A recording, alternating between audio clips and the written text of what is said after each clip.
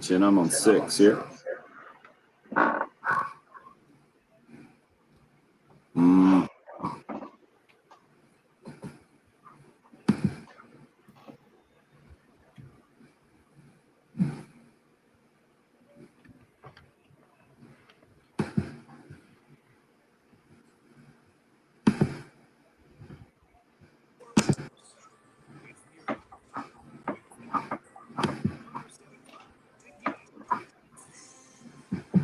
That's right.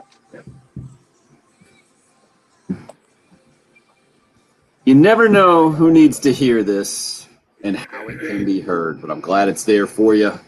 The Perfect Strangers theme song starting us off on a Wednesday morning where Texas and Oklahoma take the next step to joining the SEC. I think the question continues to be not if, but when is this going to go down? Shane Beamer and Dabo Swinney hanging out last night, and Simone Biles officially out of the next competition at the Olympics as well to focus on mental health. Who knows what we'll end up focusing on in this program. Good to see LeVar and David up early with us on the YouTube and Facebook live stream. Glad you're part of the early game here on a Wednesday morning. Bill Gunter, what'd you make of? Let's start with the annual Fisher DeBerry coaches outing, and Dabo Swinney and Shane Beamer in front of the cameras last night, hanging out together and making a few comments. What'd you think? Well, I do think that. Well, I mean, there's a couple of things. I think one, South Carolina has got to become more competitive in the rivalry and actually win a few games. But I think that these are two guys who do actually respect each other. I don't know if I can say that about the previous South Carolina coach and Dabo Swinney. I don't know if there was even respect there, much less a friendship. But I think these are two guys who do respect each other, and I think it could make for a fun, a decent rivalry if South Carolina can become more competitive and at least just challenge Clemson into the third or fourth quarter a couple times over the next few years. But looked like a genuine relationship. We'll see where it goes, though, right? They haven't played each other. They haven't exactly had to recruit against each other right now, so it's all kind of entertaining. Early on, might be a little bit different when the two coaches meet in November and then after the game. Why do you think there was no respect between the last coaches? I'm with you, Patrick. Same question here. Well, that's a good question. So I was talking. I don't think there's. It could be like I don't mean like each other. They probably didn't get along. But Dabo didn't respect Muschamp? I'm pretty sure he didn't. Maybe not as a head coach, but like Muschamp knows football better than Dabo, doesn't he? I mean, he has to respect him as like a football mind. Doesn't everyone respect Will Muschamp as a defensive football mind, just as a whole? I don't know. Lane Kiffin was throwing up his play sheet before the play started for a touchdown. Well, Do you think that's respect for a X's and wasn't O's guy before when the play he's able to look started. out there and That was see that his So because Lane Kiffin lit him up, Will Muschamp is not a sharp defensive mind? I don't know. You think Ed Orgeron and TJ? I don't know. I think Ole Miss lit up Nick Saban's Alabama team too. You think They could TJ just Finley score. and LSU respect the defensive mind of one William Muschamp? Yes, I think they do. I don't know what you're talking. So is that why? Because South Carolina stunk last year, people don't respect him? I mean, he was a great defensive coordinator for multiple prestigious programs and led great defenses as a defensive coordinator. Yeah, he's been he was a good for a while back. It's kind of like what Nick Saban said. I think a week ago, maybe yesterday when he was at the Texas high school convention and said that you've had to adapt with defenses or else you die. I think it was something that it might have been a reference to dinosaurs. Yep. But I mean, Patrick, I don't think that Dabo respected him. I think scoring a touchdown and what the final. How much time did they have left when they scored a touchdown to make it 56-35? I don't know. No, I don't know how that's relevant either. It sounds like you don't respect Will Muschamp. Exactly. The main group that doesn't respect Will Muschamp is Gamecock fans, I think, at this point. I would also say there was a story that I was told about a golf outing where Dabo Swinney referred to Will Muschamp poorly 3 different times in a round. And I had someone who has been able to relay a story to me who played golf with Dabo in an outing, and let's just say that no, I don't think Dabo had a whole lot of respect for Will Muschamp. I think that Muschamp has friends in the industry. One of them would not be Dabo. I think he's respected in the industry, but I don't think one of them that respects him is Dabo Swinney. But I don't think that is the case here. I think that we didn't, I started it on just a different type of rivalry and a different type of friendship, and I would say that this one is more likable to a friendship and a respectable rivalry between these two coaches. So it's got to be more the friendship side, though, right? Because what does Shane Beamer have on his resume that makes him more respectable than Will Muschamp? That is a really weird question to say. Well, he respects him because he has nothing on his resume. Yeah, but what is he like? How has he earned the respect of? There's a reason that people are voting him the worst coach in the SEC and on dumb polls and stuff like that because he hasn't earned anything. I just think it's revisionist history when we say, "Oh yeah, that Muschamp was such a dope, wasn't he? Nobody respected him. He was terrible." Like we were singing a different song this time last year, completely. Yeah, I mean, I just that's fine. I'm not sure where you're going with the respect thing. I mean, there's plenty of things there that, again, have shown that I don't think Dabo had a whole lot of good things or respect to say about Will Muschamp. But that's not the point. I'm not sure where we got off on this point. It's a very weird direction to take it when the question's more about Beamer and about Dabo Swinney. And Dabo explained all the reasons last night about the relationships and knowing family. And there's discussions that Frank Beamer kind of took Dabo under his wing early on when Dabo entered the league. I think there's a lot of things there that make it more of a connection and more of a likable friendship between the two. Okay, we don't have to go down where you led us, Bill, and I think it was the obvious question that Patrick asked. But I think the larger issue moving forward, especially for Gamecock fans, is do you really want your coach being friends with the Clemson coach? Like that Spurrier-Swinney relationship was maybe the strangest thing I've ever seen. How publicly they were all buddy-buddy, and then once South Carolina started winning, then Steve Spurrier became Steve Spurrier, would throw some jabs out, and then Dabo Swinney would feel threatened and throw them right back, and then they would still say that they had plenty of respect and the whole thing, and it was clearly not acted upon. Like whatever you were saying, the true feeling was from Dabo Swinney and Will Muschamp. Publicly, they expressed respect, I think, and kept it professional.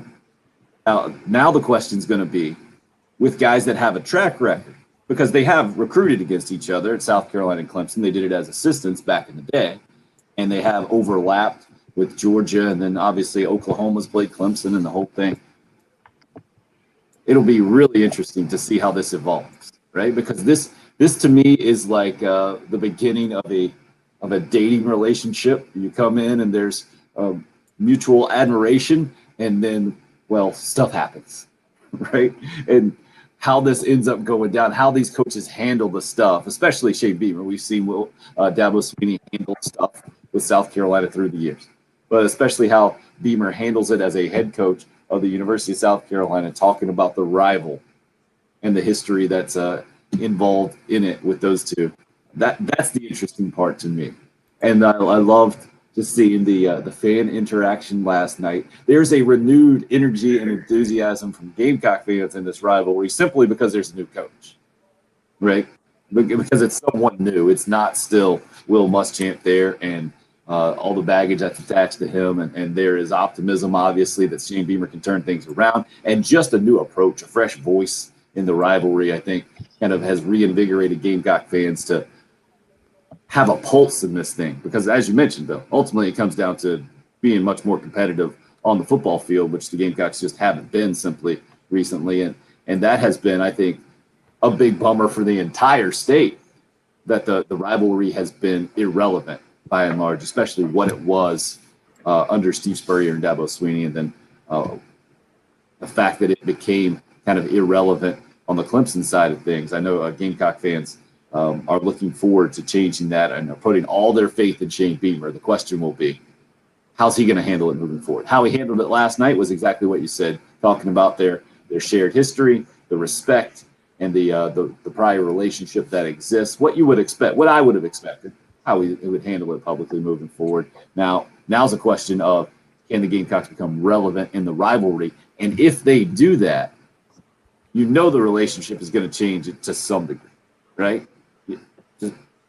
There can't be rainbows and sunshines, and South Carolina gets back and tries to even up the rivalry or just take a game or two from a program that is seemingly on its way to the college football playoff every single year. Well, I mean, yeah, and it's not like they're ever going to be hanging out and vacationing together in Fripp or Edisto or wherever. So let's not act like they're complete buddy. A lot of this will be for the times they're in front of the media like this at charity events or a golf event. But I just we'll see where it goes. But I think there's more of a shared history here with these two. They've been around each other a little bit more, and there's a little bit more of a knowledge. And look, I think for the sake of just a rivalry, Dabo would like to see South Carolina just be a little bit more competitive.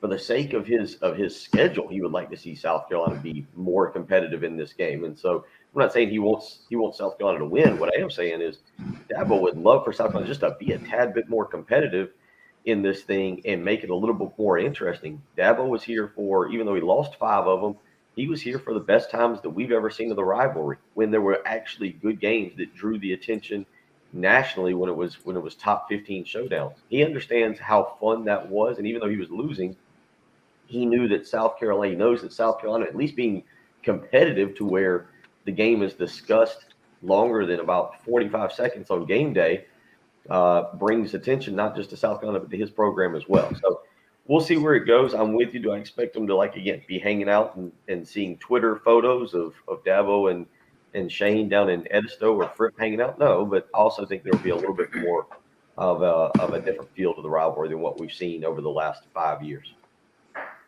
Patrick, do you buy that? I know Dabo said it last night publicly. He's like, I'm pulling for him. Except that one game after Thanksgiving, I'm pulling for it. I don't think Clemson, I don't think it behooves them for South Carolina to be better. I think he likes to rest his starters for the fourth quarter when he's heading into an ACC championship and college football playoff. I think he likes beating them by 30-plus points. I think he loves just rubbing it in and completely dominating the state and not even having an excuse. I think he loves that South Carolina fans got all excited because Jake Bentley threw for 500 yards. South Carolina only lost by 21 points, and Deebo Samuel lit it up in garbage time. I think he loves just beating them down until they can't take it anymore. I don't think he wants the games to be closer. But again, that might be the case, but he would like South Carolina to be a more competitive team. Like, he would like this game to be discussed. You would like this game to be discussed a little bit more. I don't think he cares. He's going to the national championship every year. He's getting discussed enough. I mean, it's Alabama and Clemson, and that's how college football is discussed. I don't think it matters at all. I don't think Alabama cares how good Auburn is either. I mean, it's a fun game, and Auburn hasn't really been irrelevant for any of those games except for last year, but they've got the national title on their mind. They're really not concerned about it. You think Ohio State doesn't love beating Michigan 55-10 or whatever it was a couple years ago, just embarrassing them? I think all of those schools just love it. There's a difference between beating somebody really bad and just wanting them to be a little bit more competitive in the previous 11 games so that the rivalry is fun. Maybe you're right. Maybe Dabo would like to see South Carolina be 0-11. Maybe he doesn't flat care. Maybe you're right. Maybe he doesn't flat care. And maybe that's the way it is. So I guess maybe you're probably right. He doesn't care. Maybe you're right. Maybe he was completely phony last night and didn't mean a single word he said. I guess that's what you're trying to say, is that last night was just a complete show and that he doesn't care at all, and that he has nothing for Beamer, and it doesn't matter. But I mean, I think even Clemson fans would at least like to beat a South Carolina team maybe they enjoy beating a 2-9 South Carolina team who's completely irrelevant on the college landscape. It's probably the same to them as beating Furman or Wofford, I guess, at this point. But the bottom line is I think most people would at least like to see South Carolina be competitive in it. I think Dabo's one of those two people that would enjoy a little bit more prestige in it. We've gotten off to some kind of start this morning. Clemson fans are weighing in, just pumped that Clemson's being discussed at all this morning. Jerry just hit us up on the Cool Care Heating and Air text line, 803-404-6100. Let's move on. I did want to start. Ron from Lake Marion, our buddy, hit us up this morning pre-5 a.m. like he used to do consistently. 4:54 this morning. Ron from Lake Marion sends us a picture. A new Gamecock fan born in Iowa. His grandson, Andrew.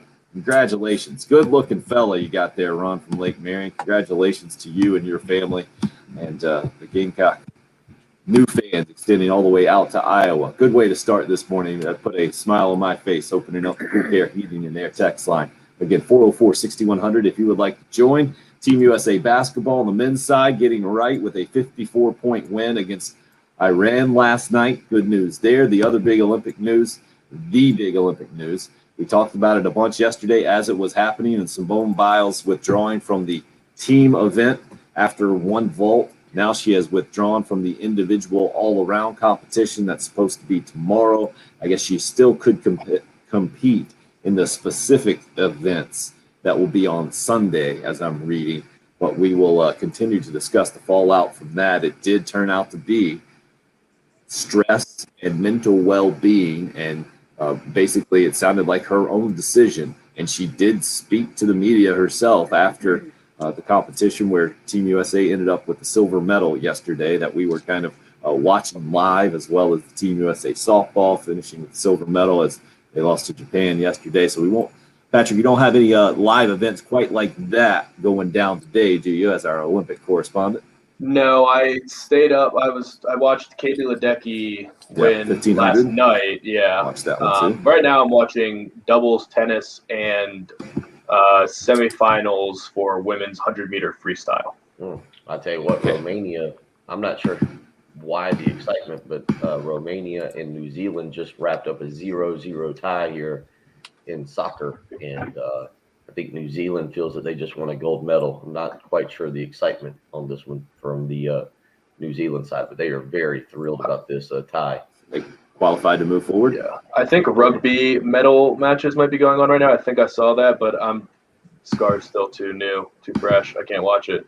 Still down about that USA game yesterday. Oh, Patrick's riding the roller coaster of Team USA Olympic emotions. Yep. We're on the ride with him this morning. Glad you're a part of the program. Looking forward to you contributing to the show, whether you're going to give us a shout or hit us up with a text. You can also check us out on that video stream sponsored by Buford Lending, Facebook, YouTube Live, on Twitter as well. The station handle is @1075 The Game. Got a special treat on the video stream tomorrow. We'll give you details on that as we continue to roll on. It's the early game. It's 1075 The Game.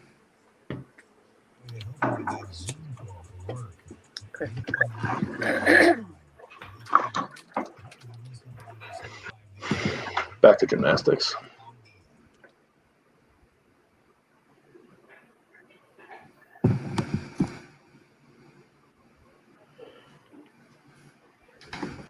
Let's see here. We got canoe slalom, and then Spain, Argentina. Men's individual gymnastics got going right now. Turkish man just did the pommel horse. Seems pretty good. That qualifying, is that the medal round, sir? This is medal. They're medaling for this.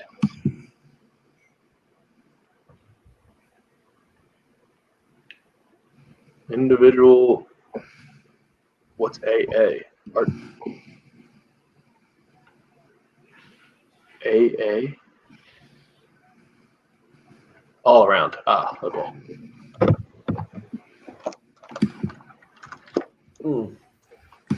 All I'm picturing on the stuff with Beamer and our little buddy up in Clemson, I'm thinking back to an old rerun of the Brady Bunch, where Greg's playing football, and I think he's like the quarterback or something, and he invites the captain of the other team to come over, and it has a playbook out, and it's supposed to be like their playbook, but it's fake plays, and the guy swipes the playbook, so I'm just envisioning this, like Dabo invites Beamer over for dinner and lays out the Clemson playbook, and because there's only one, of course, and that's all I'm picturing of the silliness of all this. Yeah. Dabo makes Shane a plate of cookies. I suggest he doesn't eat them. Morning, Anthony.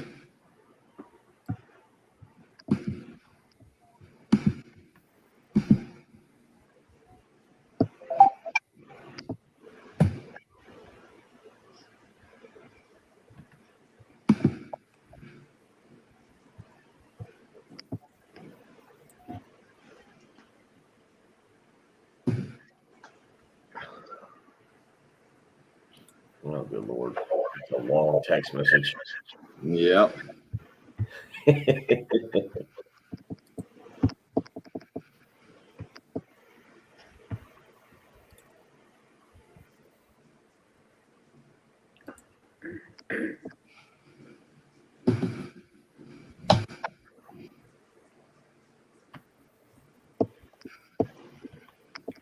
Yeah, I was impressed with the what do you want to call it? The foursomes there for the golf tournament. And that was cool that they got him out early. This guy who's in charge of it, Michael, has been very helpful. Actually, the most helpful that I've gotten over there, the most communicative anyway. So I'm guessing if I read the groups right, that Beamer probably will be on a separate cart and just ride around and join every. Is that I didn't read that in the breakdown, but I just assumed that's what's going to happen. Yeah, Holtz used to do that, just kind of join different groups and play a few holes with everybody. Well, that's a smart thing to do. He might be sitting on one hole. I don't know. That's something Tim Hill does. So like, I was going to say he's been listening. Apparently, he hasn't just been watching SEC Network. He's been listening to Tim Hill. I definitely came up with that model. All me. It's the Tim Hill golf tournament model. Never been done before. Never been done again. This guy for America is doing the pommel horse, and there's the two handles on the pommel horse. Right. But he's going split crotch over the handles. There have to be some gruesome injuries with guys just letting up a little bit, right? Yep. Oh, by the way, so the professional bull riding is coming to town. This isn't random, I know, but so they send out the general press release to interview, their people coming in. They're trying to get some publicity. The event's at the Colonial Life Arena. So I look up one of their guys. This guy is a former gymnast at Oklahoma, who's also trying to be like the oldest bull rider ever to qualify there. So I was like, all right, you hit three things we're talking about, or two things at least that we've already talked about. You're in. So we're going to talk to him Friday morning at 8:30. How fun. Okay. All right, we're in the rejoin. Also an American Ninja Warrior guy, which my kids love. That is fun. That's NBC too, right? Yeah. Because I've seen Akbar Ashbiamila doing the big stuff. I guess right. Hey, some of the best baseball talent in the state of South Carolina on display right down the road at Sagra Park starting this weekend or all weekend long, July 30th through August 1st. It's the American Legion State Championships with 8 teams. It's just $10 for adults, $5 for students. Halftime show will be out there live on Friday. The South Carolina Legion State Championships at Sacred Park, sponsored by West Columbia Post 79 and Billy Oswald Law Firm. You can go see Tommy Moody on Friday afternoon and check out some great baseball all weekend long at Sacred Park. Again, American Legion State Championships. And you do know today is Tommy Moody's birthday. Oh, congratulations to Tom. Yeah. I'll have to Just shoot him a text with plenty of emojis. Something I'm sure he's looking for today. The best gift to give him is a Twitter account. There you go. There you go. Interesting show yesterday where Simone Biles kind of took over, and it was something that we'd never seen before. Like with drawing, at first it was an injury reported, and then it was for mental well-being. And it came out after our show when Simone Biles faced the media that she just expounded on that, said, yeah, that all the stress, and it was a rough week, and she felt like the world was on her shoulders, and she needs to get that taken care of. The news coming out just a few hours ago is that she will now withdraw from the individual all-around competition, which she was a massive favorite to win. That's going to be underway tomorrow, going to be held tomorrow. And then I guess there are individual events later on in the week, maybe Sunday, I think it is what I saw, that I guess she could still compete in. But we have a long text in about that situation. Get to that in just a second. But Bill, let's get your thoughts, first of all, Patrick, as well, about the evolution of the story yesterday. Now that we know more, what do you make of what we saw in real time yesterday and the Simone Biles story in general as we sit here right smack in the middle of the Tokyo Olympics and knowing she was the face of it? Bill, go ahead. Yeah, I mean, I get that everybody for some reason gets really, really worked up over this and tries to judge her life. Here's what I watched last night and what I listened to. Her teammates and I don't know if it was her coaches, but at least the announcers had noticed she was having massive issues. And I guess I say we, not like the four of us really talked a ton of Olympics leading up. And I think Simone Biles, the name, never came out of our mouth on this show at all. But she was built to be, the greatest thing ever for the Olympics, let alone gymnastics. And as I was listening last night, maybe I just misheard or maybe I didn't understand, but the announcers were talking about how she has struggled since the Olympic trials. She's not been on her A game. Like, this didn't happen yesterday, last night. I don't know I forget how you would phrase it, but it didn't happen yesterday, I guess. This has been ongoing. And that apparently even in warm-ups, she was struggling really bad to the point that her teammates came over and said, like, hey, are you okay? And she kind of shook it off and said, yeah, I'm fine. I mean, to me, this is, whether it's her, her call, I guess. Yeah, I kind of do equate it to Steve Spurrier. Like, she was no good out there.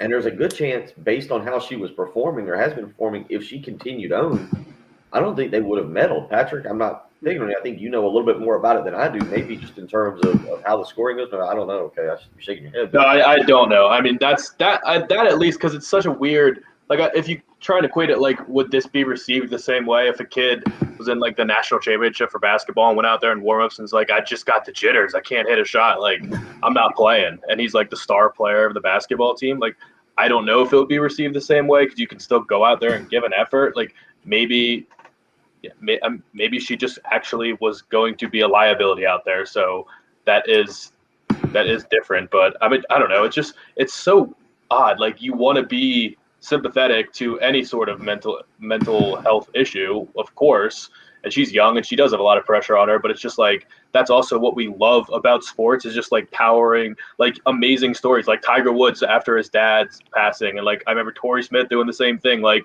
powering through these like crazy emotions and like fighting through adversity and like coming out victorious. Like, that's what we love about sports, and that's what you're taught in sports. So it's kind of two conflicting ideas, the way I say it. Brett Favre, another classic Right. story, right, on Monday Night Football after his death. And that's another part to it is, I don't know how to exactly explain this, but, you're right. That's what makes those particular moments and those particular players great. And, I don't know if Simone Biles asked for all this. I'm not going to sit here and pretend I know her entire background. I don't follow. She was catching flack because she was wearing, I think, a little week or so. She was wearing shoes that said "GOAT" on them. Well, in apparently her white uniform, because I had to ask this last night and then look Had it a up. goat, yeah. To actually prepare for the show. I know that sounds insane that I did that last night, but Yeah. as I was watching this, I did look and she did have a goat. So I know She has like you're talking about the embroidered like goat on her uniform, right? Yeah.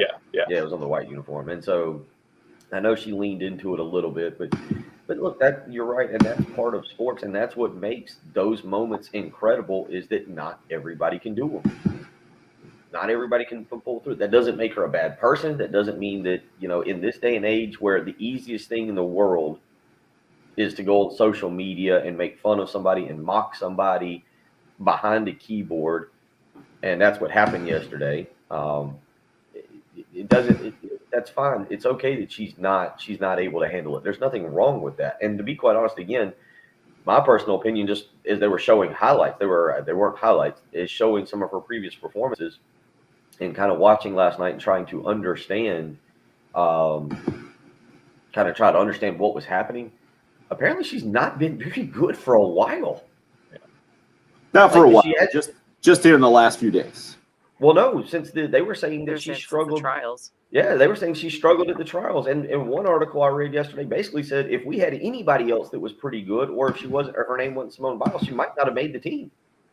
Yeah, It basically, and that would have been, again, like that's another thing about the Olympics. Like, there's somebody not on this team whose entire life's dream was to be on this team that could have probably helped the team, but because Simone Biles is so good, she obviously got that spot, and now, I mean, yeah, they brought it down to 2. And I don't know, I guess we follow different like people on Twitter, because all I saw on Twitter was just immense support saying how great this was, how heroic and strong she is, and that's just another conflict idea, because like it was great that she was cheering on her teammates, that she stayed out there and cheered on her teammates, but like people saying like this is a great lesson for everyone to not try and hide their mental whatever is going on in their head. Like, yes, I agree. We should talk about it. We've applauded Hayden Hurst for doing the same thing and opening up and talking about it.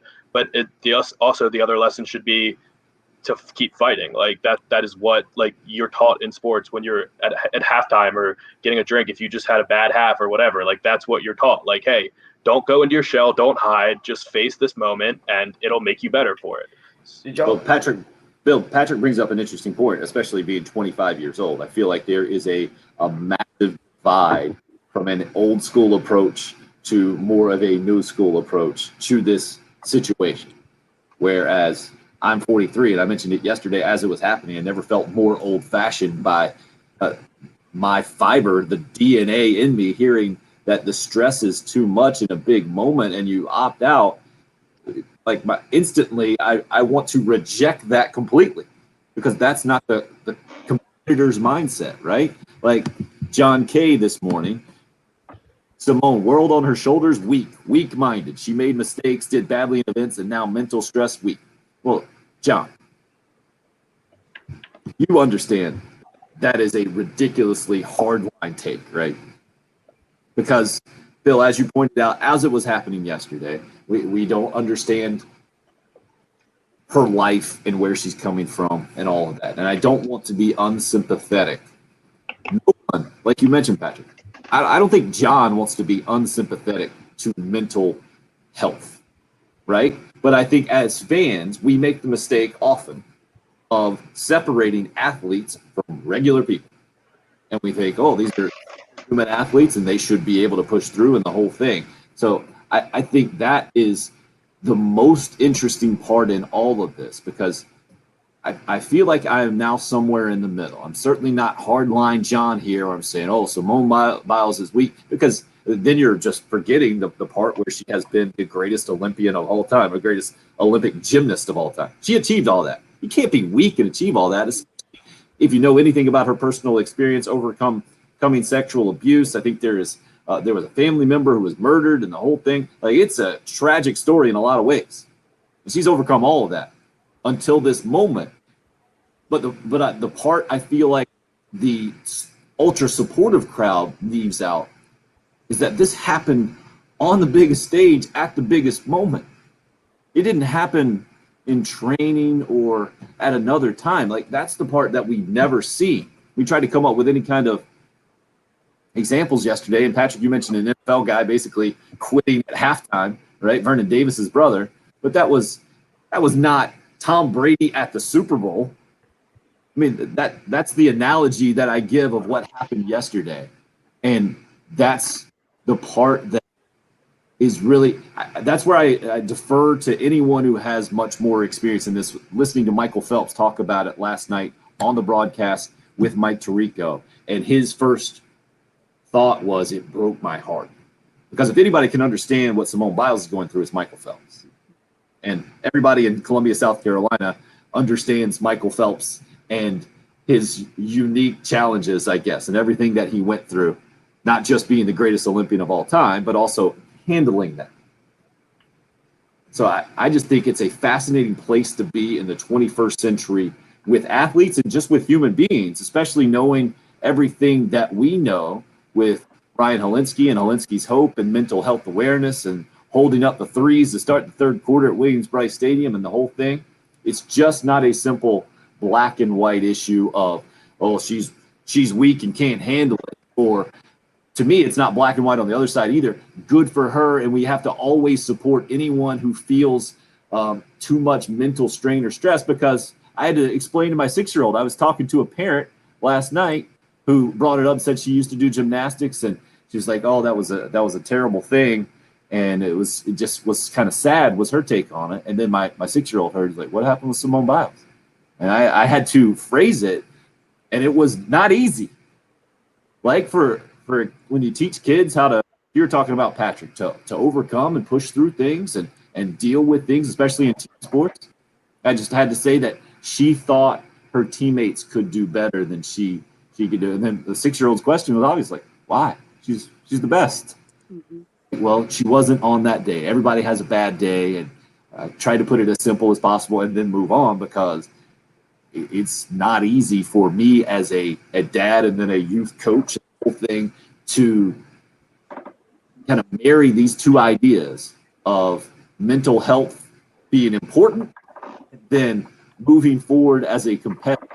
It's one of the most unique circumstances I've ever seen following sports my entire life. What happened yesterday, and now moving forward, I do think the news that came out today certainly seems to push this story forward in a positive way for Simone Biles, as opposed to her bouncing back and then winning individual gold and sitting out the team portion. I don't think that would be a good look. I would love to see her maybe participate in one or two of these individual events now and show that she could kind of push through in some way. And maybe there is a bit of a triumph story at the end of this story so far for Tokyo 2020. Bill, it looked like you had something to say in that. No, Yeah. I kind of laughed because you're talking. I had the same. I think a lot of people. I know ratings are down for the Olympics, but a lot of it's just because it's been weird times, and again, if you go to watch at night, you kind of know what's going on. I know ratings have been down, but I laughed because same thing with my kids. We fixed some food last night, right at about 8:00. The gymnastics was coming on. It had not been broadcast, obviously, and I was going to sit down and watch it. And we were explaining it. I was explaining it to my two kids at the dinner table. My 11-year-old daughter, who is getting into competitive cheer, was very interested in this. And she's kind of going through that age where she's also very opinionated and wants to have more adult conversations about stuff like this. And we're trying to explain mental health and gymnastics and Simone. We're trying to like fill her in. It's just trying to fill her in on a ongoing story in about 10 minutes. And then you got my son, who I actually coach, who I whether it's basketball or soccer, I'll be a coach and get onto him. And I coach him a lot harder than, I've had a couple instances where, especially in soccer, where another parent will be like, you say that to him? Like, yeah, he's got to toughen up a little bit. If he can play for me, he can play for anybody. And so we're talking about last night. He kind of looks at me, he's like, huh. And just like, it's like, all right, well, Dad, well, I'm going to play PS4. And my daughter's looking at me going, well, and wanting to have a discussion about this, kind of like, just like you were saying about your son. So I'm wondering how many parents had this discussion about it last night as a parent, as a father, as, if you're a mother, if you have children, how many people actually had this discussion with their kids last night about what happened, and then trying to explain it to them, and then trying to talk about the situation as a whole. I do wonder how much the fact that it is gymnastics played in this, because if you go in there with the wrong mindset, you can actually hurt yourself. Because the way you were talking, right. Michael Phelps describing it, like Michael Phelps could have gone out there, swam a bad race, put up a bad time, and just said, I was in my head, but I fought through it. I wasn't successful, but I did what I could, and you can respect that. But I mean, that should be the lesson. Like, hey, like you said, she goes out and does one event maybe on Sunday, and people say, look, you can push through this. Like, that would be the lesson, because you don't want kids to say, yeah, I'm not feeling it today. Like, I don't want to go to practice. I don't want to play. But it does get a little skewed when it's a sport that if you're not on your A game, you could get seriously hurt. So I don't know. I think gymnastics kind of screws up the whole discussion potentially. If I've never been a gymnast, I don't know, but seeing some of the things they do when they're flying around, I obviously understand that you can get hurt doing that sport. Yeah. York on the Cool Care Heating and Air text line. Daughter was a gymnast. Biles not being all in mentally on these apparatus. Is it apparati? At her difficulty level, York says, dangerous. And that was brought up by Mike Tirico in that discussion. Not quite the same with Michael Phelps, right? If he was in danger of drowning or something, Right. it'd be equivalent. But because Biles has done things that no one has ever done, I think that does add another layer. This is just such a layered, complicated situation, I feel like, for those of you like Richard. Again, this is mental health and mental illness isn't the same, right? Richard said this isn't mental illness. No one's saying it's mental illness. Like, if you're not 100% there, that doesn't mean you're at zero. And to me, that's what it was. She just wasn't 100% there mentally. No one's saying that she's at 0%, but this is the difficult part of the issue, I think, that a lot of us who have never been through it clearly, especially on that level, and can never understand what she was going through, but also now have to take a lesson out of this to some degree and form an opinion on moving forward. If you're coaching young kids or whatever, you have to take out of this, because when I heard the press conference basically saying that, yeah, she knew she wasn't in it, and what Dr. Bulldog hit us up here and asks, clarify, did she help or hurt her team by her decision? Because I've seen it argue that her performance would have been so bad that she actually would have hurt her team. I'm not sure I buy it. If she did hurt her team, then it's a selfish decision by withdrawing, possibly the right one that she needed to make, but that doesn't change that her focus was herself rather than her team. Hearing the explanation right after that, the stress and a tough week, and she needed to focus on herself. Well, that's exactly what you don't teach kids in a team sport, right? The focus is not you, the focus is the team. But in this situation, I almost equate it to the end of the Spurrier era, where I gave Spurrier a pass for leaving how he did because of all he accomplished. While anybody else, I probably would have judged differently, right? If you're a new coach and you get out in the middle of the season, well, you just quit, right? But if you've won as much as Steve Spurrier won, then I was like, yeah, all right, he gets to go out the way he wants to go out. Track record and everything involved. And I think that is part of this Simone Biles story as well. And then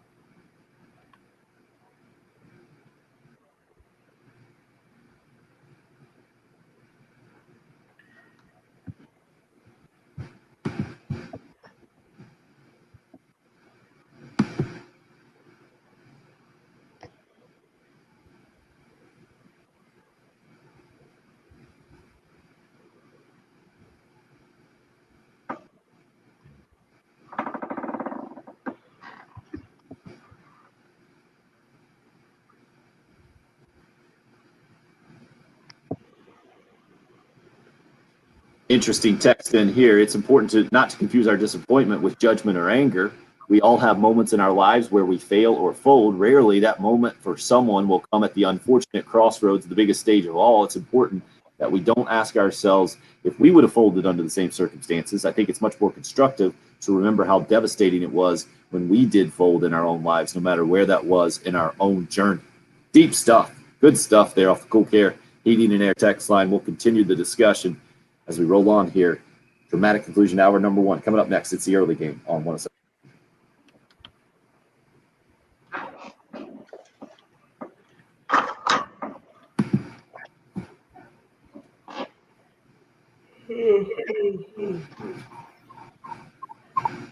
I don't think there's any Olympic fan more impressive than the rings. Balance beam.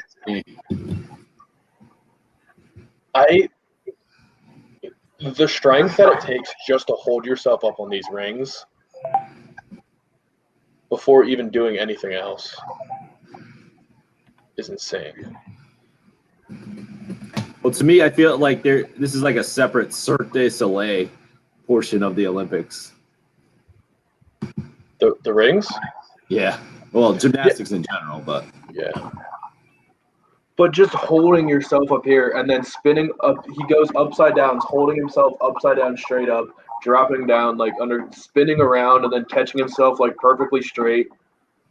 There's no shot I could hold my body weight just going like this. Is that your shoulder muscles that have to be the strongest for that? Your I here? guess. I think it's the lats too, like underneath. That's what I was wondering. Like what? I'm sure your whole upper body has to be completely like ripped. But I'm just saying, what is the muscle that like you have to have in that scenario? That I don't know. It's gross how jacked these guys are. I mean, it's outrageous. I want to know what their regimen is. Sure, it is crazy. I bet they're not bench pressing. I bet they do like all sorts of like. I bet it's all body weight stuff or just. Sure. Yeah, they probably see like bench press and curls as like black and white, right? Yeah. Like that is so outdated and ancient. Well, Tim, it's going to be interesting tomorrow. I'm going to a 9, and I'm going to bring the 9.5 driver out. I hit a couple balls into the lake. I was going to go to the driving range yesterday, but it looked like it was going to storm, so I kind of got home.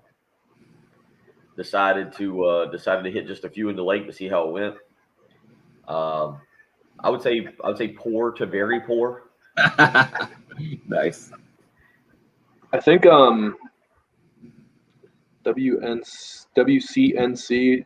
Yeah, the guy who just did the gymnastics, I think he's like the leader of the team. He went to Michigan, and I was looking them up on social media. His fiance is the host of Charlotte Today on CNC. CNC, yeah. NBC affiliate there.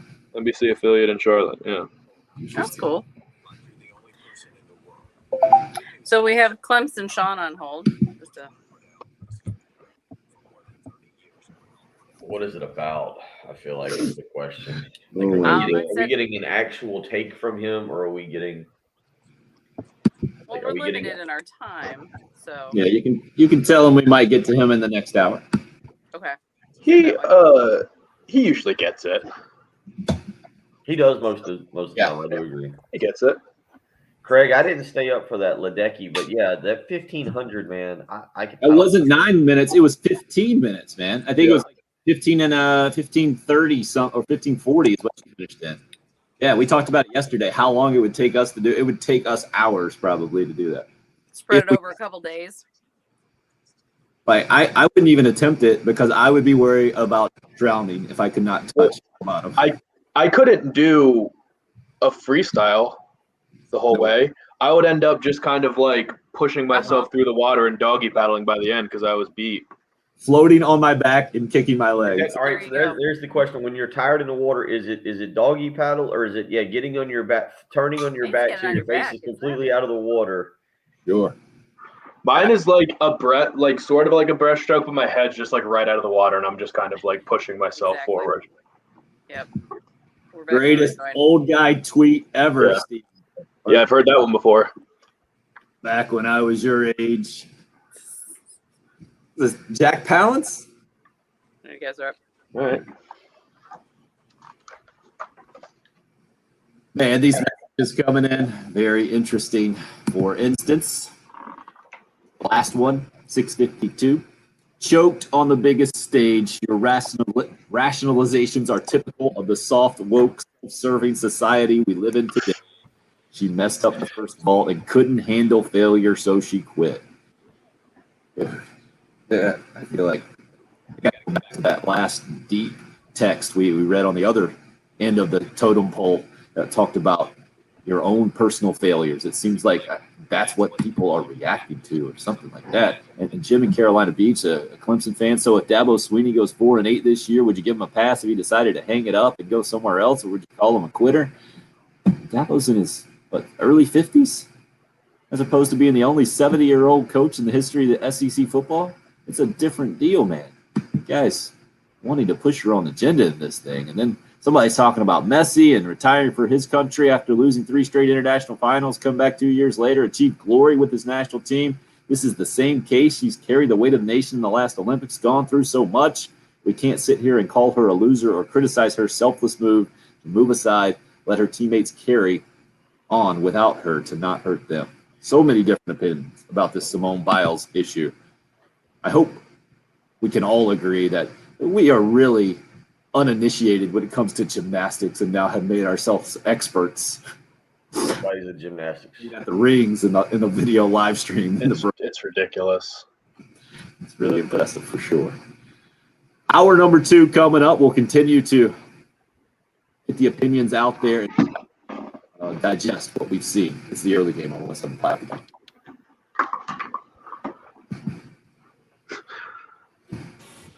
I told Sean catch my stop. I'm gonna say, get that message off the screen. That's what every dad tells their kids. Every dad who's ever lived has told their kids how great a shape he was in.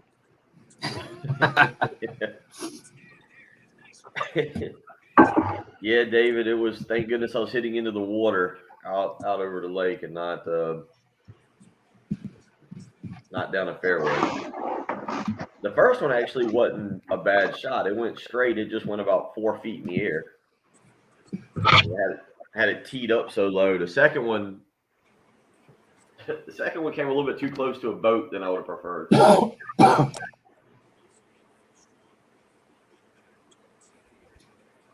So the big move is down from 10.5 to 9.5. Is that what you're saying?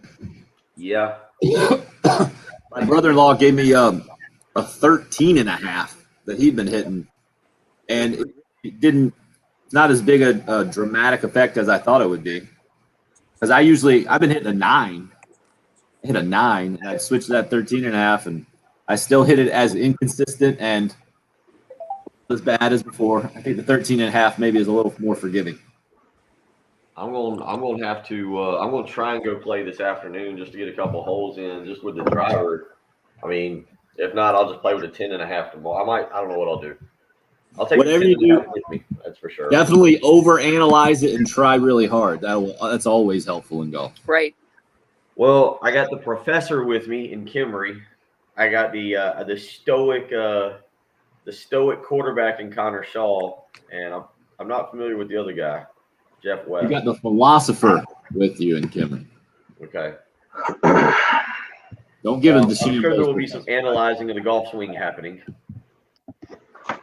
Yeah, but he's also a former quarterback that is a football guy who will just say, just grip it and rip it. I'm guessing a time or two.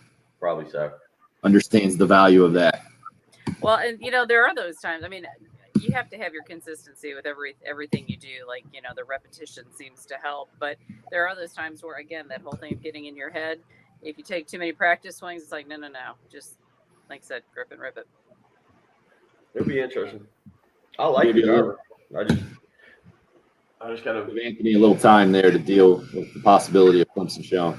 Yeah. Bill, you played Grand Harbor? Yeah. My parents are kind of looking at moving there. It's one of their That options. was a great little neighborhood. Yeah, it's expensive. It's just expensive, and there's not yards, really. Not But they are compared to looking there. Maryland, though, right? Huh? Not compared to Maryland, though. Real estate. No. No. But there's like fees associated with that community that they would never really Gotcha. think of paying otherwise. That's where they get you. Yeah. This is tailor-made. So does your dad want a yard in retirement or no? Well, they have dogs. They definitely want a yard. Yeah. Gotcha. You need one, huh? They want a fence mostly. It doesn't need to be huge or anything. They just wanted a fenced yard, not have to worry about walking the dogs every day. Makes sense. And they would have loved a boat slip and they're at their house and be like right on the lake, but a community boat slip is also okay. But they don't want to have to drive a car to where the boat is parked. Makes sense. Yeah, David, I meant to mention it. I'll mention it on the air, but we're going to 8 to 9 hour live stream. Patrick's going to be on one iPad for Bill. I've got our promotions director, Jess, getting ready to follow us around. So Bill is paired with Connor Shaw and Eric Kimmery. I've got offensive line coach Greg Atkins and an offensive analyst that I think I remember seeing had joined the staff, but he's former North Dakota State, and I think he ended up transferring to Iowa State quarterback. So that'll be interesting as well. What's his name? Well, let me double check. I don't want to get it wrong. Yeah, Patrick, maybe you can help me do some research on him. Let me look it up again. This came out yesterday, the pairing. And then Mike Yuva is also with me from Watch Fox.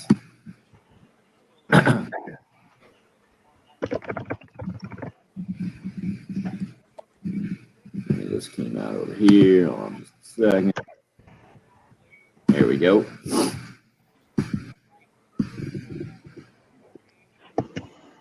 Zeb Nolan is his name, Patrick. Noland. Nolan. Zeb Nolan. He transferred to North Dakota State. I thought it was the other way around, that he was at North Dakota State and might have transferred to Iowa State, but I just The other way, yeah. He started at Iowa State and then transferred to North Dakota State. gotcha. He Played there. How many years is my question? Played there at least more than 1 year, didn't he? just won because they didn't have a season last year. I guess he graduated and then moved on. Oh, that's right. So would he have been? Yeah. He was Right. Trey Lance's backup, so he played in almost every game because they just steamrolled everybody. Or he played in most games. He played in 8 games. And my access just went dark, Uh-oh. but I still hear it. Do you still hear it? Jen, do you still hear me? I do. Weird. The screen burnt out or something? Screen just went dark. Wait a second. Do I have it plugged in? I was gonna It say. looks like I got it plugged in. We learned that with Patrick. Just as a heads up, I only see the meters at the bottom right. Everything else is dark. Isn't that weird? It sounds like that one just went out. But I don't want to turn it off and turn it back on right now. Mm-hmm. Need more than that to be in on the top of the show. So I'm going to ride it out.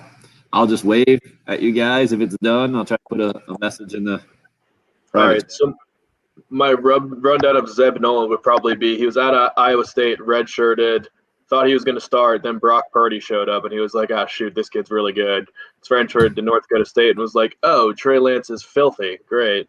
I guess I'm Right. not playing ever." Jen, do we have lives? I don't see any lives in the private chat here. I'm And then about his to put last him in. season got canceled. We're going all 3 breaks.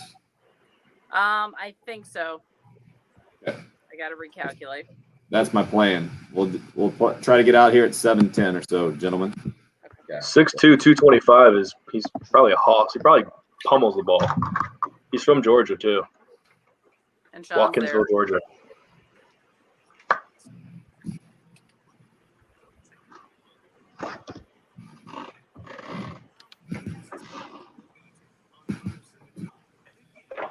Yes, Rip.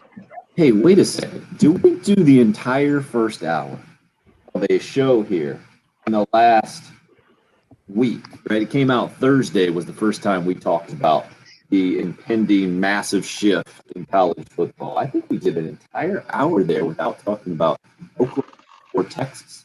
I briefly mentioned it maybe out there as a possibility to talk about. That news yesterday. I mean, what a crazy place. Texas and Oklahoma yesterday officially asking the SEC or asking to join the SEC, and we didn't talk about it at all in hour one because we got the messages yesterday. Hey, we talked about this enough. Let's move on.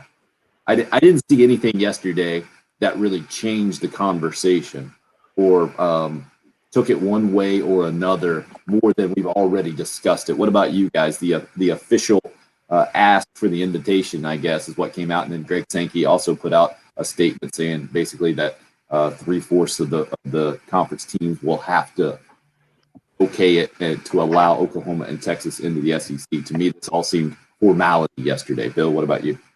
Yeah, everything that I think has been put out is just following the letter of the law. Texas and Oklahoma basically saying they will honor their grant of rights through 2025. I think that was on Monday. Greg Sankey saying yesterday 3/4 or 11 out of the 14 teams have to vote them in. To me, it's all just stating the letter of the law, so to speak, and what has to happen. That's perfectly fine. That's not what's going to happen. I think it was yesterday. Days are running together now, but I think it was yesterday that I put out the tweet. The 3 things I'm very confident in happening are it being a 14-0 vote. All SEC teams are going to just say, yep, this was this decision best for all of us, so it'll be a 14-0 vote. Texas, Oklahoma will be in the SEC next year. We will have the new setup, and I get to go to Jerry World for SEC Media Day. I feel those three things are a certainty over the next year for me. So that's kind of where we're heading with that. So now I think it really becomes okay. There's 2 sides to this now that I become very interested in. All of it kind of fades out, but except for the next 2 things. What does the rest of college football do? When do we find out about the scheduling and the pods or divisions or whatever it's going to be? When does that happen? Because I think all of y'all would agree. This did move very, very quickly. It was already set up from the time the report came out last Wednesday to today. It's been 7 days, and now we are in a position where they have formally applied for conference membership. I'm guessing people at the SEC are smart enough to have already drawn up the plans for the divisions or pods, and probably have already scheduled this thing out for about 4 or 5 years. Yeah, I think maybe the only part of the conversation I saw evolve yesterday, I think the Pac-12 has media days now, and Sports Illustrated, I was reading an article, and I thought it was kind of poorly done, and just kind of what it has become recently. Remember a couple of years ago, I felt like it was the same national articles all over the place about the college basketball FBI investigation, how it's going to completely throw the sport in upheaval and everything would be different. It was going to be earth-shattering and the whole deal, and none of that really ever came to be. I mean, there were a handful of arrests, including the former South Carolina assistant Lamont Evans, but other than that, the programs have not been hit hardly at all moving forward. I feel like there is an element of that to this, in that the Pac-12, the anonymous sources were everywhere, right? There's going to be a response to this. Well, I can imagine there'll be a response, but the suggestion of the super conference of 30 teams to me is where I just can't go to in my head as saying, oh yeah, that seems like the logical next step, as opposed to maybe adding up to 16 teams to get to where the SEC is. It just doesn't make that much sense to me. Patrick, do you agree here, or can you see that happening? Can your mind go there? I don't know. I feel like anything's possible at this point. I don't know. Our conversation yesterday also just put my mind in a pretzel about how invaluable everything left at the Big 12 is. How invaluable? Yeah, or just how nobody wants any of them anyway. Right. Well, I think the Pac-12 now has to seriously consider adding some of those Texas schools, and then when you do that, are you adding value? Are you improving the conference? Are you just seen as picking up the leftovers? What, Bill, have you called them the tag-along 8? I've seen where it's now the irate 8. The guys left in the Big 12 after Texas and Oklahoma exit. Because they would want the Texas market to be – I mean, Texas is just obviously a huge state and prominent in football and everything, so you'd think on the surface they'd want Texas to be a part of the Pac-12. But when you look at those schools, I mean, TCU in that theoretical picture yesterday was the only one left out, right? Right. But TCU is also the only valuable market, right? Waco is nothing, right? There's nothing in Lubbock. Tim, you lived in Texas, so you would know. There's nothing in those towns, right? Correct. I think the Waco market is actually maybe close to attached to the Dallas area, but yeah, the TCU. Okay, but TCU is straight up in Dallas, yeah. So I would think they would be at least you would want the Dallas market, right? I mean, it's a big city at least. Yeah, but just to have TCU in there, I don't think it's not the same as getting Texas A&M and the Houston market. You know what I mean? Like, yeah. TCU is somewhere, I don't know, where would you rank that? as far as sports totem pole numbers in that town, it's probably 8th, 10th, 12th. Who knows where it is? You got In Dallas. own stratosphere. Then the Mavericks and the Stars, you probably have to put above any other college teams. Then you probably have to go Texas A&M, and keep going down the list. Maybe TCU is at the The highest. Rangers. Right? Oh yeah, throw the Rangers in there as well. So it's complicated for sure. Yesterday didn't add to the complications from the SEC part of it to me, Bill, because that does seem to be just one question right now. Not if, but when Texas and Oklahoma join the league, and how all of that will go down. And how much the Big 12 fights to hold on, or how much the 8 schools are ready to move on from here, I think becomes the ultimate question. What about you? Well, yeah, I think for both the Big 12 and for the rest of college football, I guess what I'm trying to wrap my head around is if you read the Oklahoma State comments from the president, they seem to have no idea that this was happening. It seemed like the rest of the Big 8 didn't know this was happening. Did the rest of the conferences know? Because now the question is, everybody goes into scramble mode, and what exactly do you do? Because you feel like this realignment is coming in 2022 again. I guess tomorrow. Well, I should say Friday. Part of our conversation will be about Texas and Oklahoma joining the conference. I mean, the vote happens on tomorrow, right? That's what the SEC ADs are getting together for tomorrow to make the vote. I did not see that they're going to vote tomorrow. You saw that specifically? I haven't seen it specifically. I just assumed that we're at the point now that that's what it is. There's membership. Now we got to have a vote, and that they're going to go forward from there. You're right. They could be just having a meeting, but I believe I'd be pretty surprised actually if they just don't go ahead and vote it out tomorrow. But with that being said, the remaining 8 schools are trying to figure out what to do. They don't have a lot of time to do it, it feels like. What is the ACC interested in doing? Are there now backroom communications with Notre Dame on saying, hey, are you going to get in? Are you going to stay out? What are you going to do? I was listening a little bit to Heath and then some other, just reading some national shows, and kind of what you were mentioning, Patrick, about the television money is exactly right. Who do you bring in who helps increase revenue in your particular league so that you don't decrease it, so that it's worth adding someone?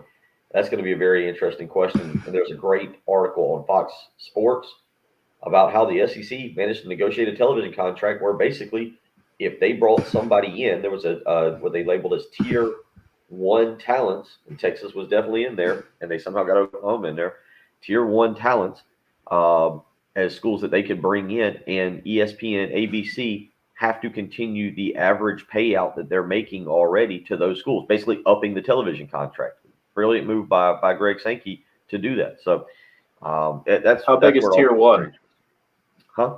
How big is that tier 1? It listed Texas. Obviously, they didn't go into a lot of detail on it, but it listed Texas, it listed Michigan, it listed Ohio State, it listed Southern Cal. South Carolina would be not tier 1, I assume. I think that's a great question. If this happened to South Carolina, how desirable would they be? 803-404-6100, the number into the program if you would like to weigh in. Just got the text in at the top of the hour from Tim. Are people really getting up in arms over Simone Biles dropping out? Why? Would you rather she stayed and USA didn't medal at all? In my opinion, she did the best thing she could for her team. When did all these negative people become mental health experts? It's all part of the discussion. But Tim, you understand why, right? I mean, it was supposed to be the kind of the seal, the stamp on the greatest gymnast of all time. And then in the team competition where a team's going for a gold medal, she said she was too stressed out to continue on, and she just wasn't there mentally. And this is what she needed to do for her mental health. This is something unlike we've ever seen before. No matter what side of the issue you're on or where your opinion is, the objective fact is we just never seen this before in sports.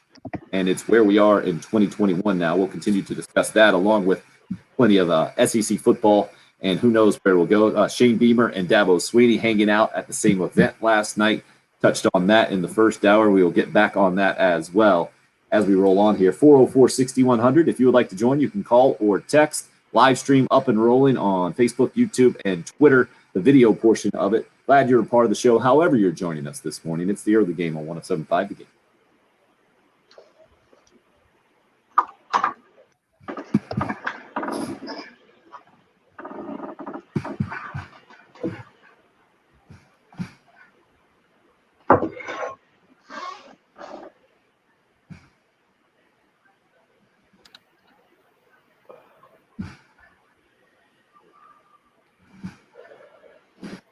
Jan, all going to fall in step. That's going to be 14-0.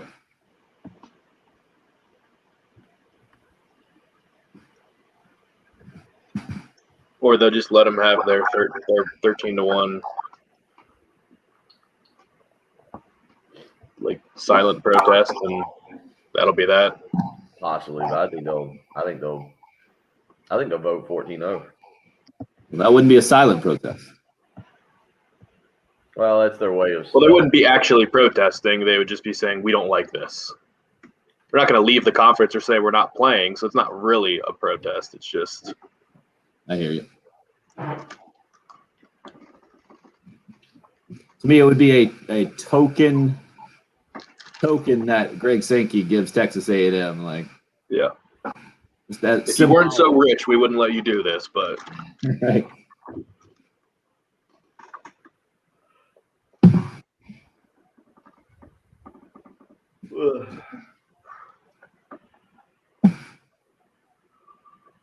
Such as roof lines and driveway. Cutting down trees takes a chainsaw. Even branches can weigh thousands. Their removal must be handled with care. Pioneer Tree Service offers a full complement of state-of-the-art heavy equipment, from track hose, bucket trucks to safely remove trees and stumps from your property. And no matter where you live, the Gantt girls can get there. And I want you to call them at 803-794-8253. Plus tax tags and title approved. 888-320-6359 for details. Kia Olympic savings this month at JT's Kia. The time to trade is now. Your trade is like gold in your hands. It's never been worth more. All right, I reset the access. I think I'm good to go there. Oh, good. Patrick, is Cade Cunningham definitely the number one pick tomorrow night? I would think so. That little website I used was he was minus 8,000 to be the number one pick.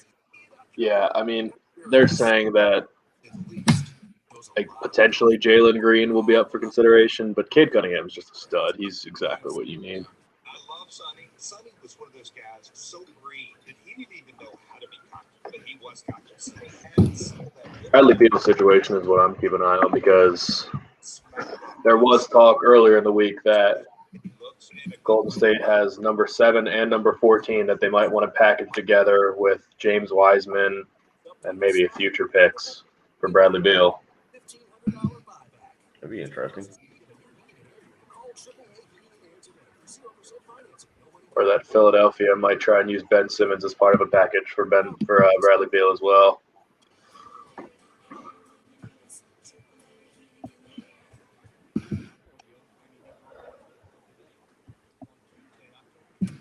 Look at a mock draft right now. I'm going to say that I do think Evan Mobley will be a bust. Really? Yeah. The CBS Sports, what was this? I still got it up from last night reading it. Had him going 3rd to Cleveland. Yeah, I think most people pretty much have the top 4 seems to be pretty locked in with Cunningham, Jalen Green, Mobley, and Suggs in some combination of that. And then Scotty Barnes. Mobley doesn't have any he doesn't have any meat on his body. I think it would be just fine and never actually have any. I don't think he has much superstar potential. That'll be my freezing cold take when he's an all-star in 5 years. Yeah, they said, frankly, he's too good to pass up for Cleveland to Scribe. There's always guys like this every year that are 7 feet tall and can shoot, and then they just something about them just doesn't work in the NBA.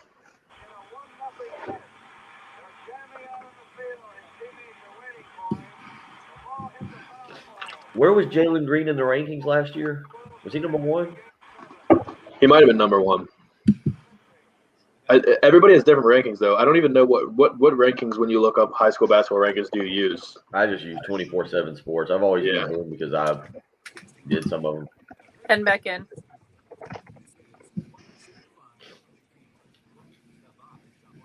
Let's see, 24/7 had him as number 2.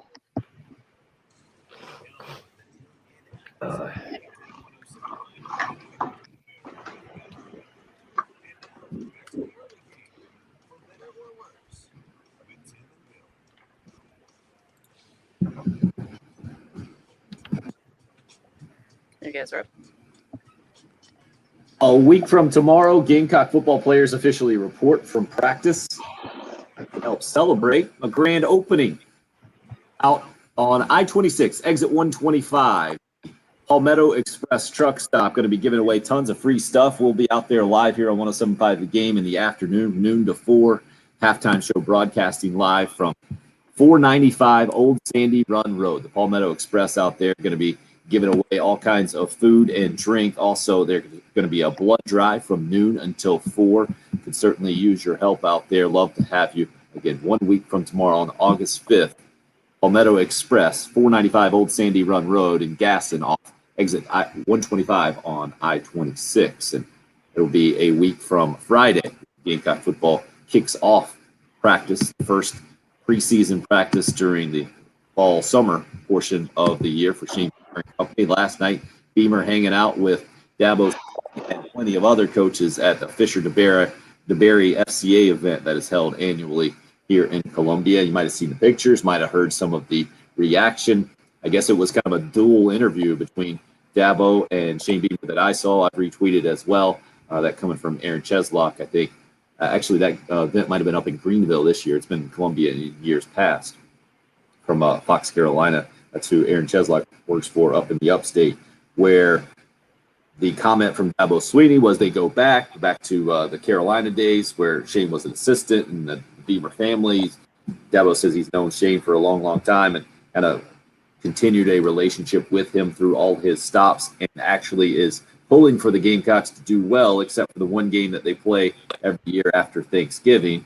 Jan hits us up on the Facebook live stream, and this is really more pertaining to the SEC conversation with Oklahoma and Texas joining, but it's interesting because of the rivalry relationship. He says, as big of a conference rivalry as it is now with Georgia Carolina and was prior to South Carolina joining the SEC, Georgia actually lobbied for the Gamecocks to join the conference and was very instrumental in getting them in.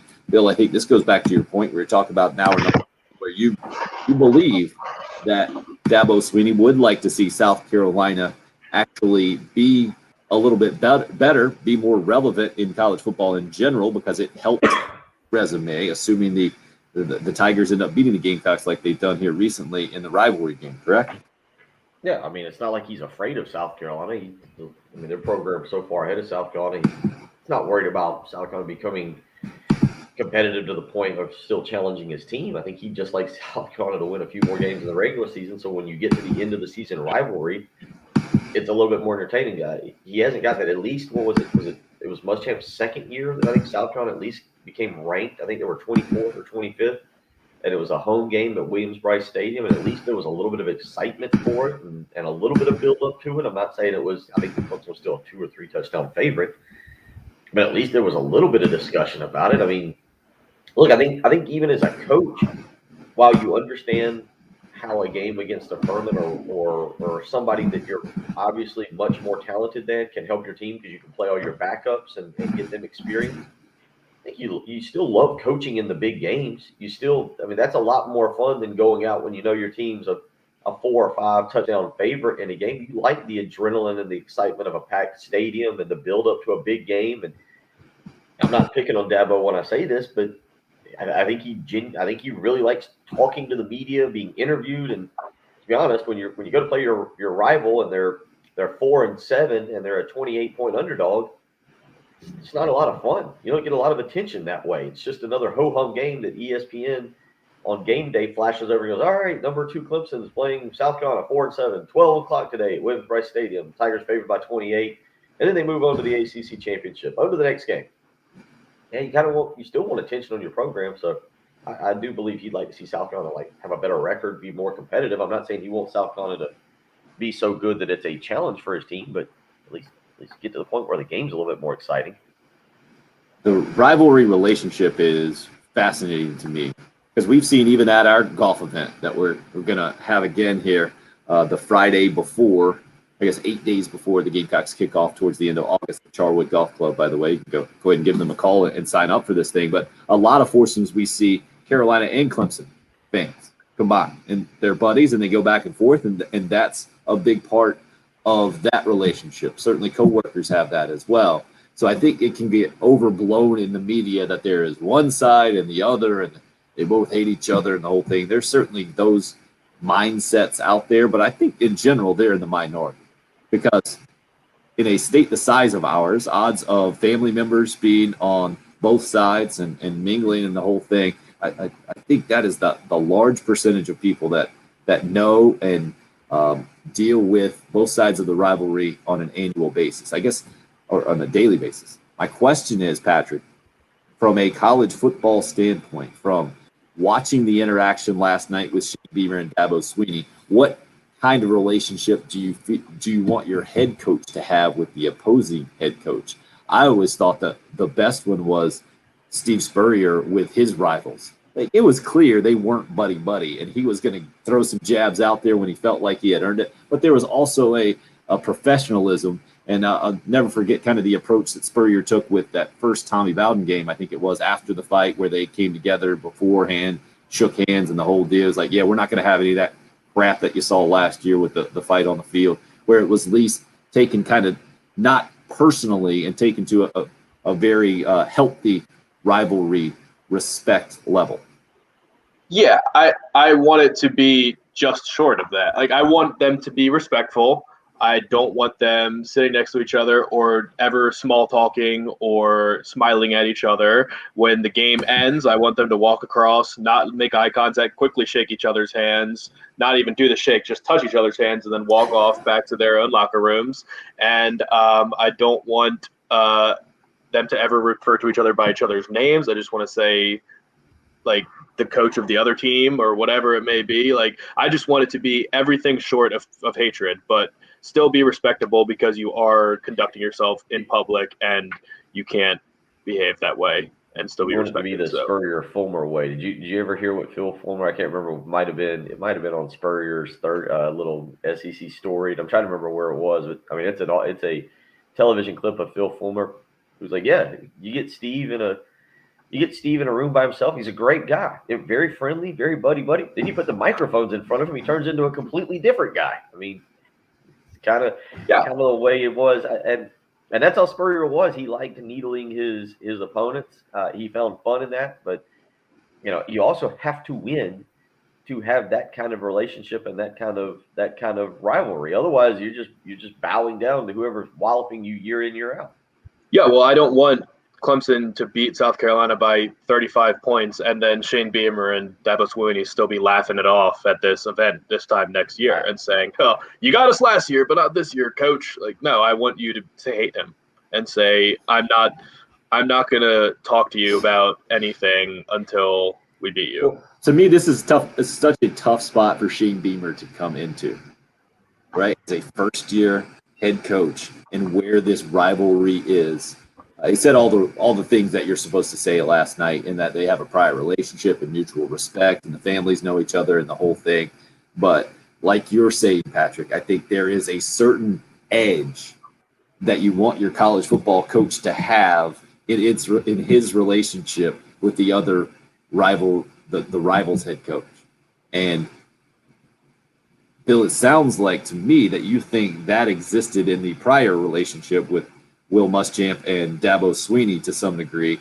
And I was kind of with a texter that hit us up earlier. Derek heard that. He said that he didn't think there was a lot of respect there, and based off of some conversation or some comments coming out from Dabo Swinney one time when a guy used to play golf with him. To me, I always thought it was more the other way as well. Derek did too, because of the vastly different background that Will Muschamp and Dabo Swinney had. Certainly much more X's and O's and being a defensive guy, Will Muschamp, as opposed to Dabo Swinney being known as a recruiter and then even being out of the business of college football and the whole deal. That I always thought that if there was a lack of respect on one side or the other, it was more on Will Muschamp's side for not being that X's and O's kind of grinder, as opposed to Dabo Swinney's lack of respect for Will Muschamp. Yeah, that was there as well. I mean, again, Will Muschamp thinks very highly of himself. We know how he would talk to the media sometimes about the nub side or the overhanging defender or whatnot. And yeah, I mean, Will Muschamp's one of those guys. So yeah, I don't. There's nothing I've heard. Look, as Patrick said, even going back to the Bear Bryant days, I don't think you had a situation where two coaches get in a room with each other in a situation like what was going on last night, or like Muschamp and Dabo did have to do at times, and start bad mouthing each other. You know, you're I don't even know how to exactly describe it. You're public figures at the two biggest schools in the state. You're both of the guys are as well known as the governor, and maybe and are probably far more popular by their respective fan bases. Like, there is a certain level of etiquette that you do have to maintain when you're around each other, but that doesn't mean you have to like or respect each other. That was kind of what I took from their relationship. I don't know if I see that the same. Let me ask, just out of curiosity, it's not that I really ever paid attention to this stuff and even watched it last night, but wouldn't have thought to talk about it today. Did you ever see Muschamp and Dabo on a screen like that, kind of going back and forth? Well, just the fact that they were sharing an interview was really interesting, right? I mean, to me, it was what Shane Beamer, I think, maybe felt like he needed to do out of respect coming into this thing for the first time, right? But I don't think you're going to see it again. And I think it's a really interesting dynamic that Shane steps into immediately. Kind of last night revealed a lot to me about just who he is and has been, and the whole thing, coming at it professionally and respectfully. But now moving forward, like you mentioned a little earlier, Bill, all right, well, how is this thing going to evolve? Because it's one thing to come into a relationship in a certain way, relatively easy, I would think, being at different spots and knowing each other's families and having mutual respect and the whole thing. But now there is going to be against each other. There is going to be competition against each other, and where does it go from here? Yeah. 844-6100, the number into the program. If you would like to join, love to hear your thoughts. It's the early game. We kick off the second half of the show next on 107.5 The Game.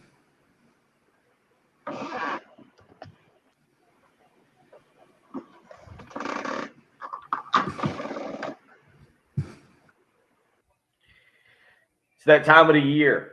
Yes, football season. Also time to look at that mortgage statement and see what exactly you're paying, what that interest rate is. And then it's definitely the time to make about a 5 or 10-minute phone call to the mortgage guru, Jacob Crowder with First Palmetto Bank. He and Brian Kovar helping people across the Midlands save money through just a 10-minute phone call. It's all it takes to find out what interest rate you can be approved for, how much money you can save, maybe even get a little money back from the equity you've got in your home. Again, it's a 10-minute phone call just to find out the facts. 803-719-1005. You can email Jacob, the letter J, Crowder, Crowder at firstpalmetto.com is the way to do that. Again, just recently, Jacob and Brian helped one of their good buddies down in North Augusta refinance his home. He had some money in his house. They put some money back in his pocket. That guy took that money and was able to build a basketball court for his son. You might not want a basketball court, but you might want the money back in your pocket if you can do it. And all you need to do to start the process is call the mortgage guru today. 803-719-1005. Again, that email, the letter J, Crowder, Crowder at firstpalmetto.com.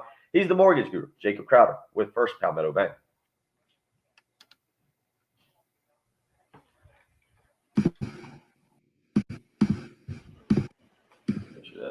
Yep, that's what I thought.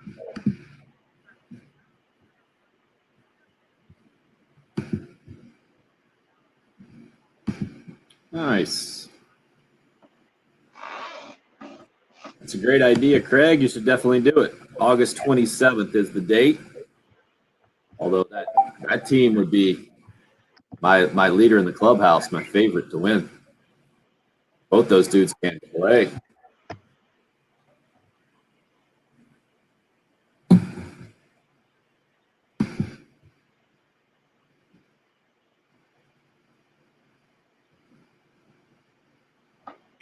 Yeah, that's not what he said at all, there, Jay.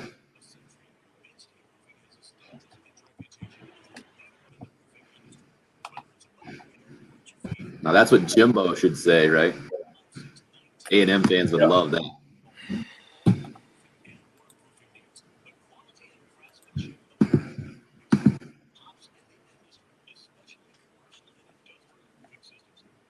Ha.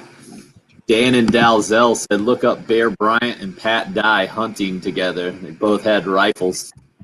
Yeah. Don't think I see that with Dabo and Beamer. Yeah, that was on that 30. That was on the SEC down in the South about how good of friends they were. And then you had Vince Dooley who came in and kind of was good friends with him as well. I think Vince Dooley was he the Auburn JV coach? So Jan, you're saying he said that on the podium? Bill, were you there Monday night, by the way? No, I didn't go. We had competitive cheer practice. Ooh. Awful. And I am so on the other end of that spectrum. Yeah, on the podium. Okay, Jan, my fault. I think we're missing the lead story this morning. Mila Kunis, Ashton Kutcher talking about how they just don't bathe very often. Good for Did them. you bring this up yesterday, or where did Didn't they say their kids, unless you can see dirt on your dirt on kid, them? don't bathe them? Yeah. Yeah. Good for them. Otherwise, there's no point. Yeah. Kills all the good bacteria. I'm with them. I'm just interested in the things that'll trend.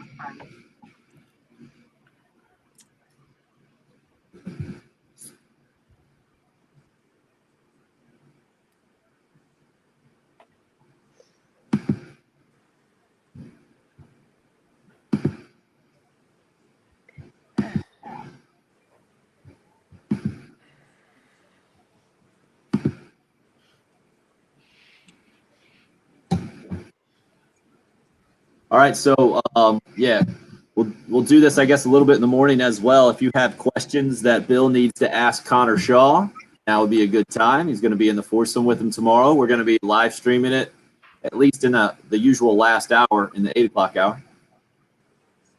Wait, that sounds an awful lot like show prep. Everybody doing Bill's job for him. Yeah. Mm-hmm. I'm sure Bill would be down for that. Wouldn't you be?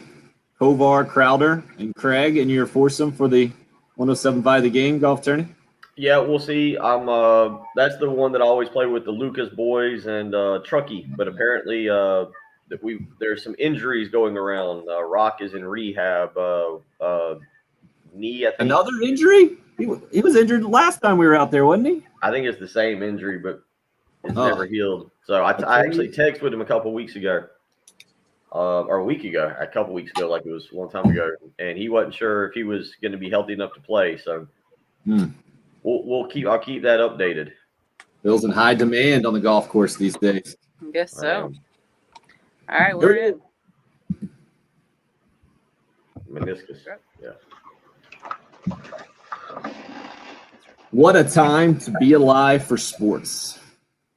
Guys, typically this time of year, it is maybe it's a little different this year. Well, it's massively different this year because we're coming off of a year where we didn't even get the usual preseason buildup, didn't have SEC Media Days in 2020.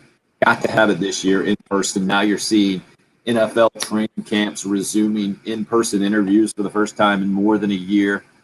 So this year, I think we might have a newfound appreciation for just getting back to what was the old routine and where it was easy to be jaded and say, yeah, just ready for football, actual practice to start first and then actual games to get going. The build-up, it just continues to linger and linger, and that carrot just seems to never be getting there on the stick right in front of us.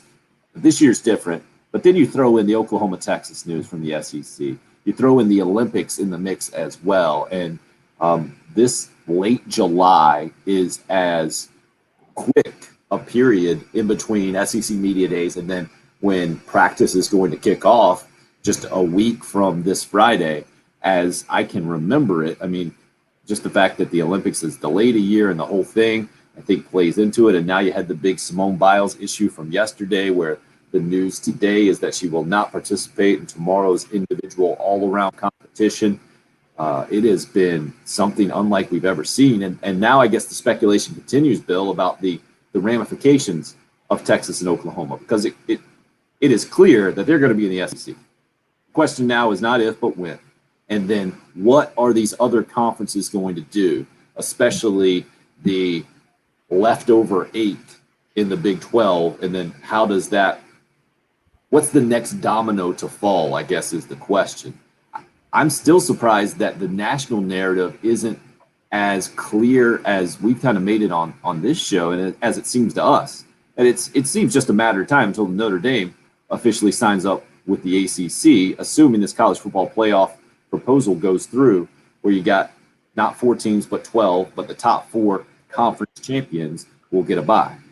I heard Brady Quinn was on DC radio maybe yesterday or 2 days ago saying, no, Notre Dame's played this brilliantly. Like, this is perfect for them. They can keep their schedule all the same. They can promise recruits that they'll be in New York City and LA every year and yada, yada. And it said, yeah, they don't – his take was they don't care about the first round bye. It's like, I don't know how you could not care about the first round bye, but I mean, that was like Mr. Notre Dame saying, yeah, I don't ever see them joining a conference. I was shocked to hear that from him. The more you read right now on this, the more I believe that is the take, is that Notre Dame has zero intention of joining the ACC. And I'm shocked that first round bye doesn't seem to mean anything to them. I don't kind of understand. Maybe I don't know. I don't know where that's going. Maybe that they like the thought of being able to try to host a playoff game in South Bend. I don't know. I'm very. Wait a second. I'm trying to digest that. My immediate thought is that if you don't care about a first round bye in how many rounds we're talking about, we're just potentially 3. Right. 3? Not great. It would be actually 4, right? It's 4 if you don't get that first round. Right. You got to play basically the play-in game to the quarterfinals, and then there would be 3 more after that. So if you're not wanting to take out 25% of a postseason path to a national championship, then you don't care that much about the national championship. It seems like, or need just that much more for them to remain independent than it would be to join a conference. I find that hard to believe. I'm with you on that. I don't get it. I'm not trying to pretend like I'm totally with you on this. I don't understand exactly. Do we know what they make from NBC, by the way? I don't think they have to disclose that because they're not a public university. Right. It's probably a lot. I guess, but the national appeal to Notre Dame, as we sit here in 2021, just isn't anywhere close to what it was 30 years ago, certainly 20 years ago. It boggles my mind that they can continue to operate on a completely different model than everybody else in major college athletics. How about the idea that, what's the difference between a first round bye and then just having to play Clemson in the ACC championship and then still not get a first round bye if you lose? Yeah, I guess that's a good point as well.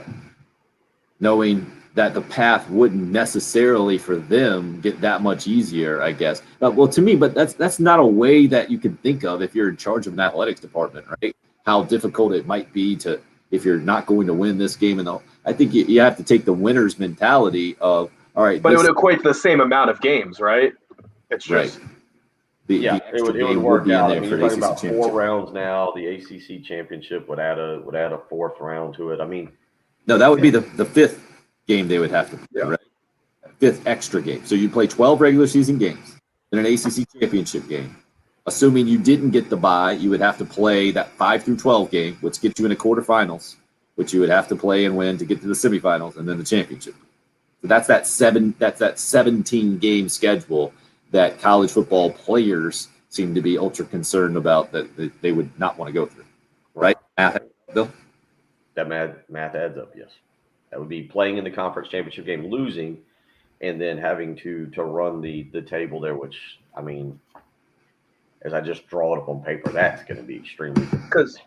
Yeah, because even if you win the ACC championship, all right, now you've got to buy, and you're playing the same amount of games as if you didn't play the ACC championship and just played the preliminary 5-12 round. And then theoretically, you're probably going to get a group of 5 team that is worse than Clemson or whoever is in the ACC championship against you anyway. So it all kind of cancels out. It's true. It's an interesting spot, man. And I guess it is maybe a little bit more complicated. And I still don't give Notre Dame maybe the benefit of the doubt that they certainly give themselves, that they could continue to operate on a completely different level or a different way than everybody else. And I guess what I'm not factoring into this is basically that the ACC has laid the foundation for Notre Dame to operate in college football differently than everybody else because they take care of all the rest of the conference stuff. And they gave them the sweetheart deal that can kind of still prop the other sports up, but football doesn't have to be a part of it. 803-404-6100, the number into the show. We need to take a quick break here. It's the early game on 107.5 The Game.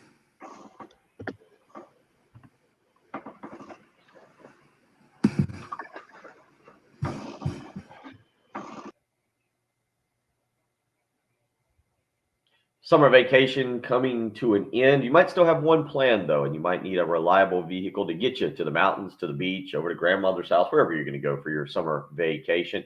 If you're in the market for a reliable, certified pre-owned vehicle, Love Chevrolet, the best place to go. Incredible pre-owned lot over there. And then, of course, if you're looking for a new car or truck, no better place than Love Chevrolet. Largest selection of Chevrolets anywhere here in the Midlands. Other people are still looking for inventory at Love Chevrolet. You know you can go and find what you're looking for. I-26 in Harbison between Lowe's and Frankie's Fun Park.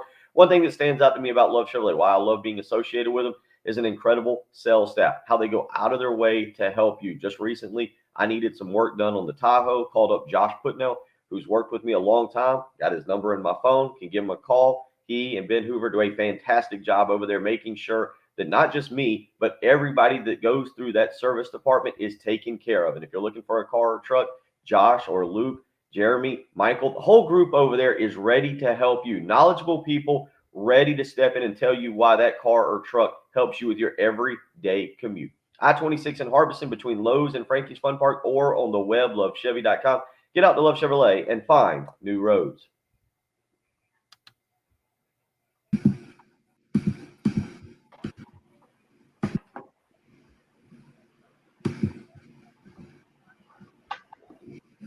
So, Patrick, Dolphins corner, is it Howard, who the headline is that he's not feeling valued anymore? Oh, yeah, the Miami situation. Oh, Xavier Howard, yeah. Yeah, that's his agent's fault. To me, hearing that, especially yesterday, I was like, come on, man. But I think this is just typical NFL stuff. We might hear about it a little bit more these days because the information is easier to get out. Yeah, his contract sucks, the structure of it, because his agent probably didn't know what he was doing. Right. He's one of the best corners in the NFL, but the corner opposite him, Byron Jones, like Xavier Howard's contract, I think is bigger, but Byron Jones is making so much more than him because he actually has guaranteed money in his contract, and Right. The Dolphins are really in no position to be restructuring Xavier Howard, and yeah. So how's it going to play out? Are they going to have to ship him? I bet they'll end up trading him for a pass rusher or something.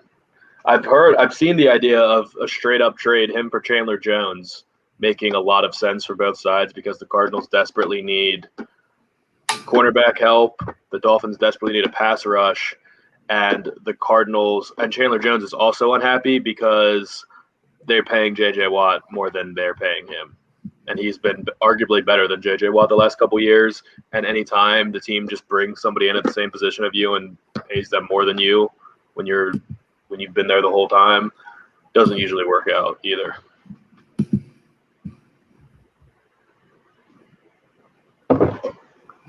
But I don't know. I would think that he would want to stay with the Dolphins if they were willing to work with him. So I don't know if there is a way they can work that out. He said he didn't feel like they were dealing with him in good faith. Yeah. Right. You do have a caller? Got it. I did have to qualify. I said, "Are you a Notre Dame fan?" He said, "I'm not a fan." It's okay. I'll let you on. Ha. That big Butler Notre Dame football rivalry. No, it's Nope. from being in Illinois, and I grew up just despising Notre Dame because it seemed like they got whatever they wanted, like those NBC rights that came years ago, and it's just like they're just treated like they're just this special insulated school, and I just want to smack every one of them. So, not a fan. But I know a lot of really good people who went there, so I feel bad about that. But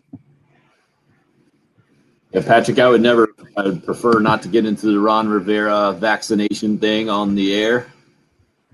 Your take on it right now? I think he's mostly. Did he mention his immune system? Yeah. Well, I don't know if he did, but the article I read did. I think he mentioned that it definitely mentioned that he wears a mask when he's in kind of mixed groups and because of his situation. Yeah, I know he's annoyed because it's going to change the whole way he's able to coach everybody, because what the NFL is putting in place for unvaccinated players is very, very strict at this point. Right. And then you see the thing where if an unvaccinated player gets COVID during the season and a game has to get canceled and you're on the road, your team has to basically pay all of the costs for the lost home game for the team you're paying. So it's going to end up costing a team millions of dollars. Like if Washington goes to Dallas and the game gets canceled because one of the Washington players is unvaccinated, Dan Snyder's writing Jerry Jones like probably $1 million check. It's pretty insane. it really is. And the player's not getting paid. And they didn't do this last year, so why are we doing it this year? I don't know. Because of the vaccine. Because more is in place now where I don't know. Yeah. Because players have the option to get the vaccine this year. They didn't have it last year. Yeah. More interesting. Have y'all seen this timeline of Tate Martell? Yeah, somebody laid the whole thing out. Yeah. You realize get into that. That sounds like much more fun.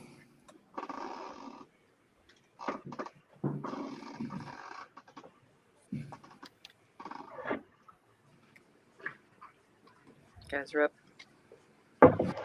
Phone call. Our speculation has been as part of this new realignment that Notre Dame will join up in the ACC to get a spot to have a chance to get one of those 4 byes.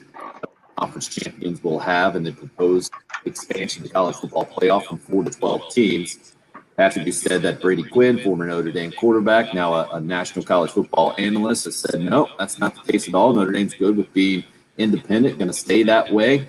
KC would like to discuss with us as well on the Love Chevy phone lines this morning. 803-404-6100 is the number that KC has joined us on. KC, go ahead, sir. Hey, how y'all doing this morning? Good, man. All right. Well, I like the new alignment of the SEC. I know a lot of people don't like it, but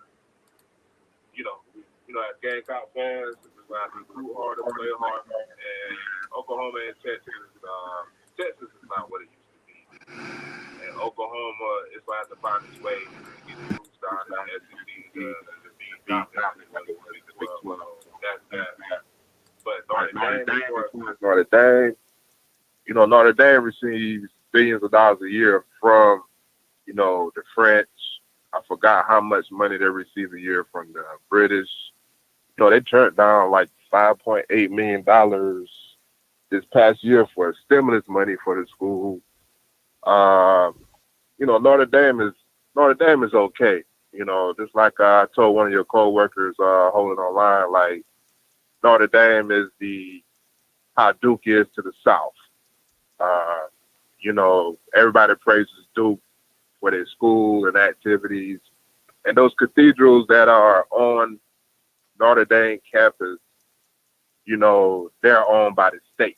They're not owned by the campus. They are owned by the state. So Notre Dame really doesn't need any pity for anybody. And their football is their football. Just imagine if Alabama was an independent school. They praise their football just that much. Notre Dame has been well off. Probably it is the wealthiest campus in the United States, if not worldwide, because they get worldwide support.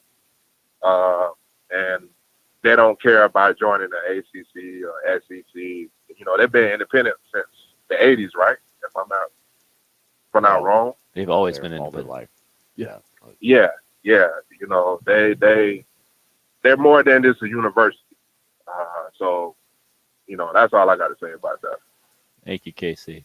Bill, you okay over there? The hands were up. I mean, the one time you don't want to be in the witness relocation program for Bill's That's it. gesticulation. You said they're getting billions of dollars from France and the I think it was and millions also from England. Are we talking about the actual church that burnt down a couple years ago, or are we talking about the university? I get it. I mean, it's a Catholic university, and there is money coming in from other entities for sure. I don't understand. He said that the state owns the cathedrals. Isn't that was owned by the church? That was interesting. And in that time, Bill just had a cat wander in, and you just showed that off on the live video stream. Is that where you went? Clyde's back. Oh, Clyde Woo, the the cat. best part of the show. 20. If Clyde the cat was a black cat, I would say that fit 15. what we just heard in that last segment perfectly. That was something. You never know what this show's going to do. Live radio is fun. We got another hour of it coming up. It's the early game here on 107.5 The Game. WNKT-FM, Eastover, Columbia. Total coverage. Right here. 107.5 The Game. Wow. Just watching you guys during that, just to make sure we're on the same page. You're like, Yeah, you couldn't see my face. I literally thought he was talking about how everyone started donating money to the rebuilding of the cathedral in, right? in France. In Paris. I think he read that. I think he read about how much money they were raising to rebuild Notre Dame, the Cathedral of Notre Dame, and Right. started thinking about the Fighting Irish football program. I think you're right. That was something. Regardless, I still don't like him. Wild. Wow. No, seriously, it's a great school, and actually, I have a cousin. His wife has been like the assistant swim coach there, and I was like, really, you're just gonna make me have to like them? Like, I just. That was going to be my my secondary option, transferring from Wagner. I'm sorry, that was your fallback school after South Carolina, Notre Dame? Well, Notre Dame was the first school I thought of and the first one I started thinking about. But I ended up being able to transfer with friends from my team, so we wanted to go together, and the SEC was going to be nice. The price tag didn't factor into that sucker? You think you're holy? I didn't get that far. I had a great GPA coming out of Wagner, though, so I wanted to go to like a nice Did you school. really want to live in the South Bend area? Right. No, I just wanted to be at a big football school. Yeah, say that. But remember, sunlight's not his deal. He's the rare. That's true. And we were sticking to 8 hours. 8 hours was my radius. And I also just love big cities. So Chicago, being near Chicago was also something. I think I looked at UNC. I was thinking about UNC, but then once we all decided that we were going to just go to South Carolina together, I was like, all right, done deal. Jay has a traffic message for you on the text line, Jen, that 77th South and Garner Sperry is clear. Oh, awesome. Thanks. Yeah, we need to get in. I am having some serious. This cat is not staying outside.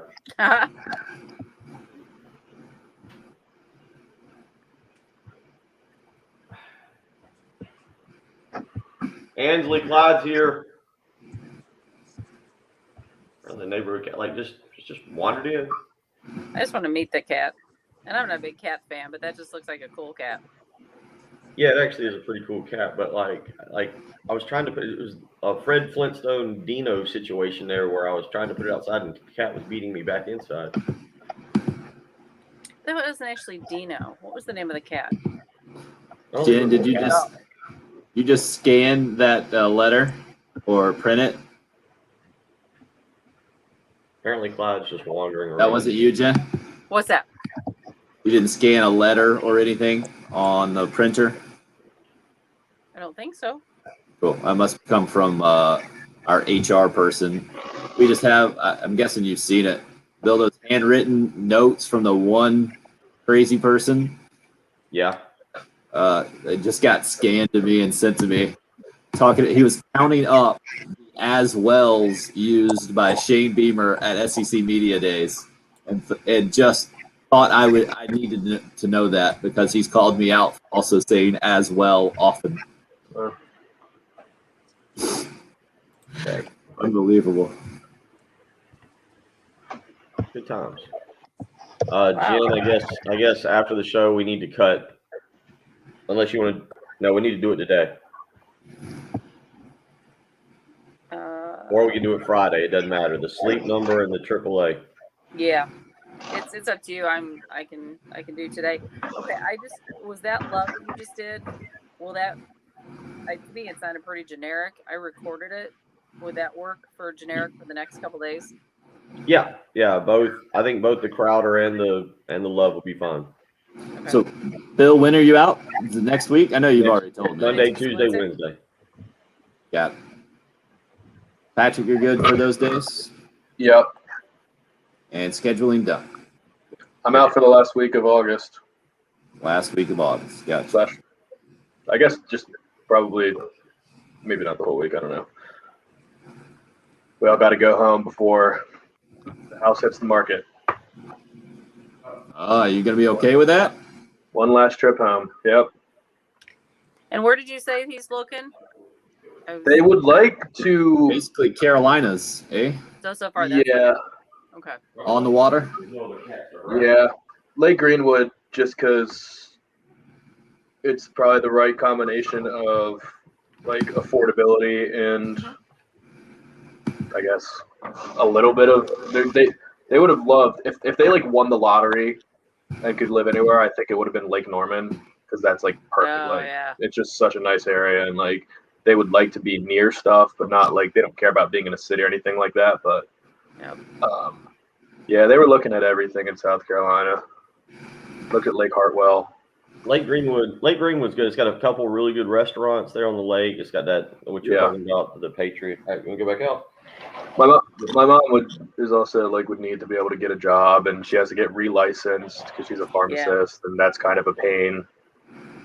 She has to pass the same test, and it's all these minute little things that she hasn't thought about in 25 years or however long she's already been a pharmacist. Right. It's like taking the bar again for a lawyer that's been practicing for 30 years. And then does she have to get licensed for North and South Carolina separately? She would, yeah, but yeah, she just has to get licensed for the one for South Carolina. That's like what she's focused on. I know if you go in the Charlotte area, an issue. Probably. Yeah. All right, back in the open.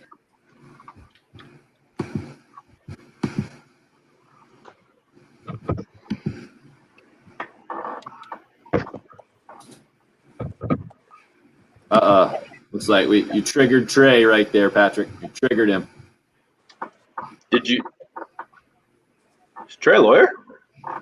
Oh. We need the details, Trey. As we're doing a regular sports talk radio show, we read about your trauma. All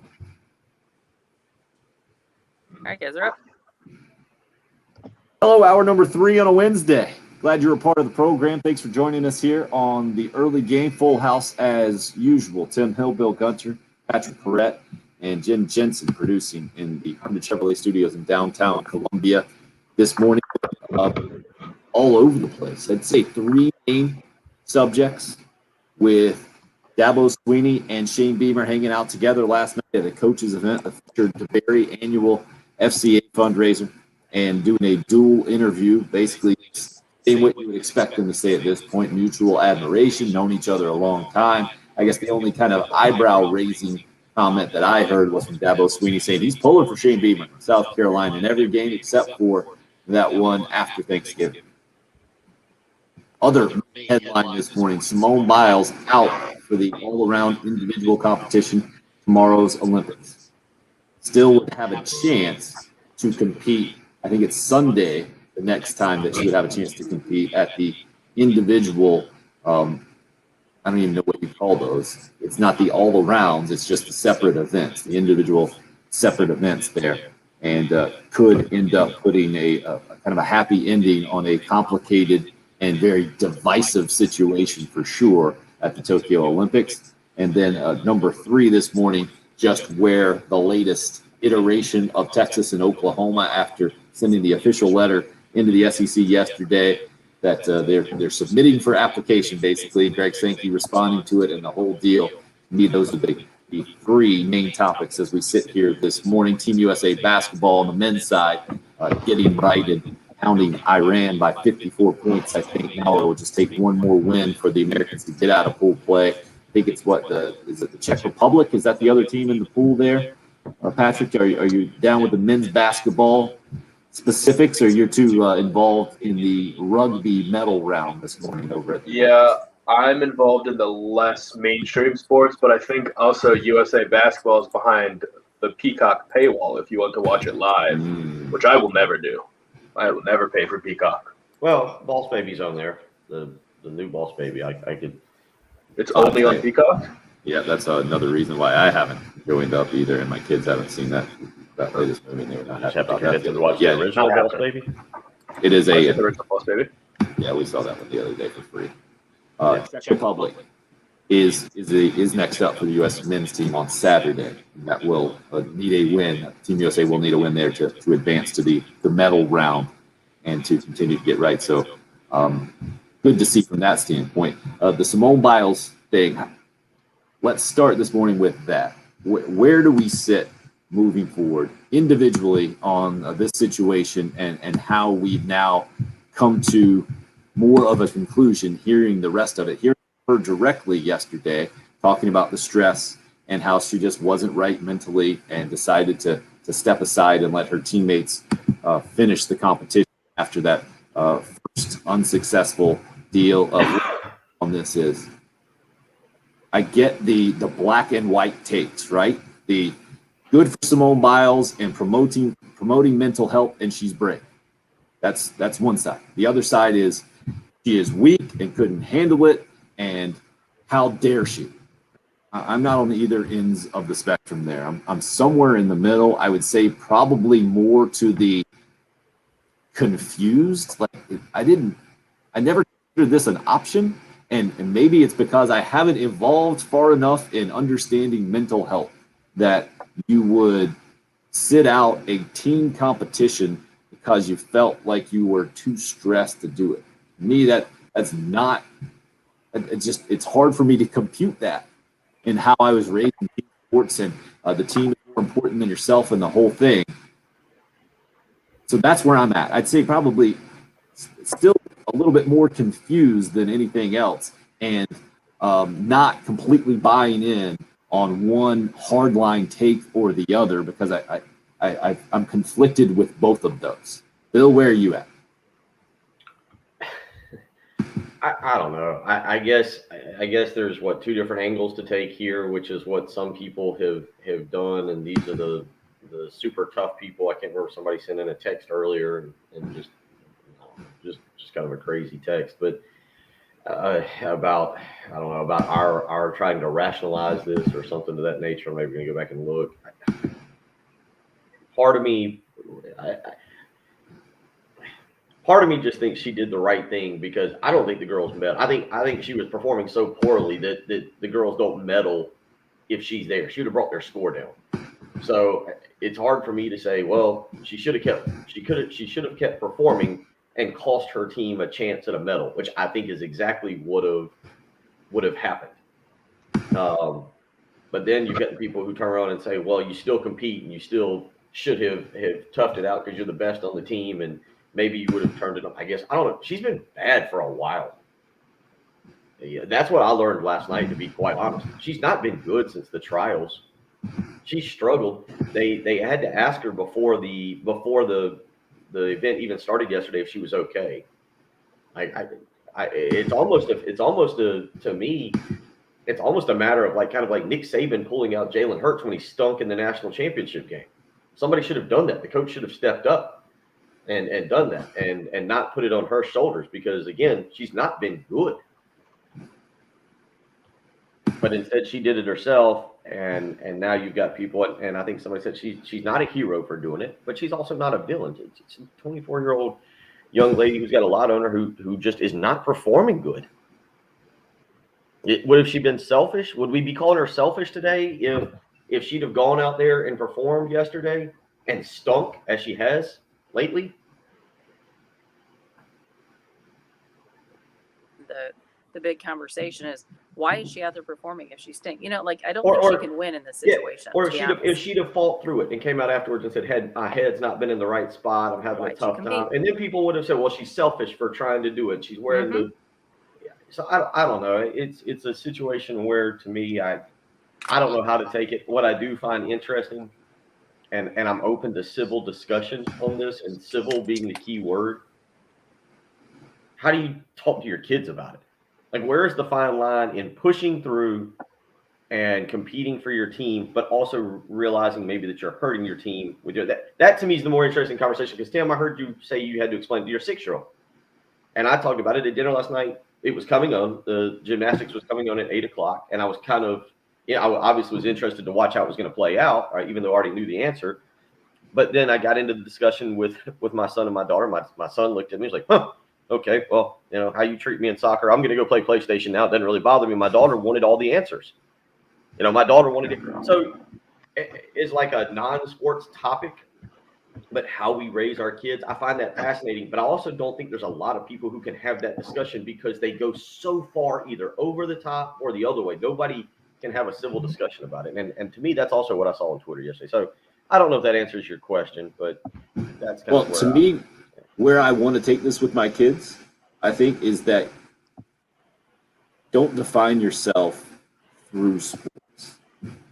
And it seems to me that the expectation and the moment just got overwhelming for Simone Biles here. And again, we're talking about this because we've never seen it before in sports, where one of the top athletes raises their hand and says, I'm not moving forward because of mental health. This is the unique part to be here. And we're all for mental health. And I'm all for trying to understand this more. I'm trying to be as open-minded as possible, knowing that my first reaction to this was, hey, saying that you're too stressed out to help your team doesn't equate to how I was raised and my DNA. And Trey had an excellent take here on the YouTube live stream. Said Simone Biles isn't a coward for pulling out of the Olympics. She isn't a heroine for pulling out of the Olympics. We live in such an insanely polarized society that we just can't let people be people. It's not that simple. Patrick, where are you on this? Yeah, it's there. I guess there's a lesson to be learned that, like, there is a time to back out or step aside when you know that you're not helping. And then she did, I guess, if you're not competing, she cheered her teammates on the whole time, which is admirable. And she didn't hide in the locker room or something like that. But you also don't want the lesson to be, when things get harder, when you get stressed out, you can just quit. Like, that's not what you want to teach anybody. And that's I guess two conflicting ideas. But yeah, it's just, I do think Trey nailed it with, it's not like heroic to quit, but it's also not like, it doesn't make her wrong because she got stressed out. And I don't know. I don't know what the discussion is supposed to be about this. Cause like we always talk about like compartmentalization and athletes being able to just like block everything out and live in the moment. Like, is that a warring idea with don't hide your feelings, or always don't hide from your feelings? Like, cause that's, well, Patrick, you mentioned it earlier that there are a bunch of examples of athletes using things that are bothering them, let's say, things that have happened in their lives negatively, and they draw from that in a positive way. I've always heard in sports that between the lines is the sanctuary. It's the best part of these athletes' lives in a lot of ways. Where you don't have people pulling at you and the whole thing, and it's very simple. You do what you love, and that's where you can escape to and channel everything. And I don't know if that's necessarily a great thing. You know what I mean? I think it's pretty obvious that that's not maybe the most healthy way to put it. Dawn Staley talks about compartmentalizing a lot. I think from the mental health standpoint, that's not something that mental health counselors would use as a good tool. Like Chad says, his wife is a mental health counselor, and I have learned, Chad says, the importance of mental health. Your mental well-being is more important and bigger than the Olympics. And no one, I don't think, would argue otherwise, that the Olympics should be the be all and end all of someone's life. And if it's not, then your how you rank things, your expectations and your outlook is off. But the question is, I guess, now, what do you take from this? And I'm interested in hearing a lot more of your thoughts as we roll on here. Let's get out to the Love Chevy phone lines. Scott has been waiting most patiently at this point to weigh in on the Simone Biles situation. Scott, where? Well, I agree that mental health is absolutely critically important, but there's another factor that I don't think a lot of people know about or talk about, and that's the fact that Simone Biles is the only one on that team, the only gymnast on that team who is from the Larry Nassar era. And she actually did an interview saying that she would have retired after Rio in 2016, but she felt that if she didn't stay on and was like the face of gymnastics and the face of that era, that USA Gymnastics would have swept the Larry Nassar thing under the rug even more. So in addition to her, being the greatest gymnast of all time and all the pressure of like, you have to win gold at the Tokyo Olympics, you're the only one who can. It's also that pressure of pretty much holding USA Gymnastics accountable for what happened. So the fact that she was thinking about retirement before even coming to these Olympics really answers the bill to me that, her staying around was actually better for USA Gymnastics as a whole. And one other thing that I'm wondering about is, not only the mental health of Simone Biles, but also the mental health of the other gymnasts. It's like, hey, we were good enough to win silver on our own, basically. Why don't people give us enough credit to actually get things done? So that's kind of my thoughts on it. I think she's a hero for what she's done, and I'll just hang up and take y'all's thoughts. Scott, appreciate the phone call. The Larry Nassar situation, if you're uninitiated, was the team doctor for Team USA Gymnastics, and so many, I don't even know how many multiple counts of sexual abuse to so many different gymnasts. And Simone Biles, the kind of the last remaining of that era, is what he was referring to there. That's certainly not the only trauma she's been through in her life.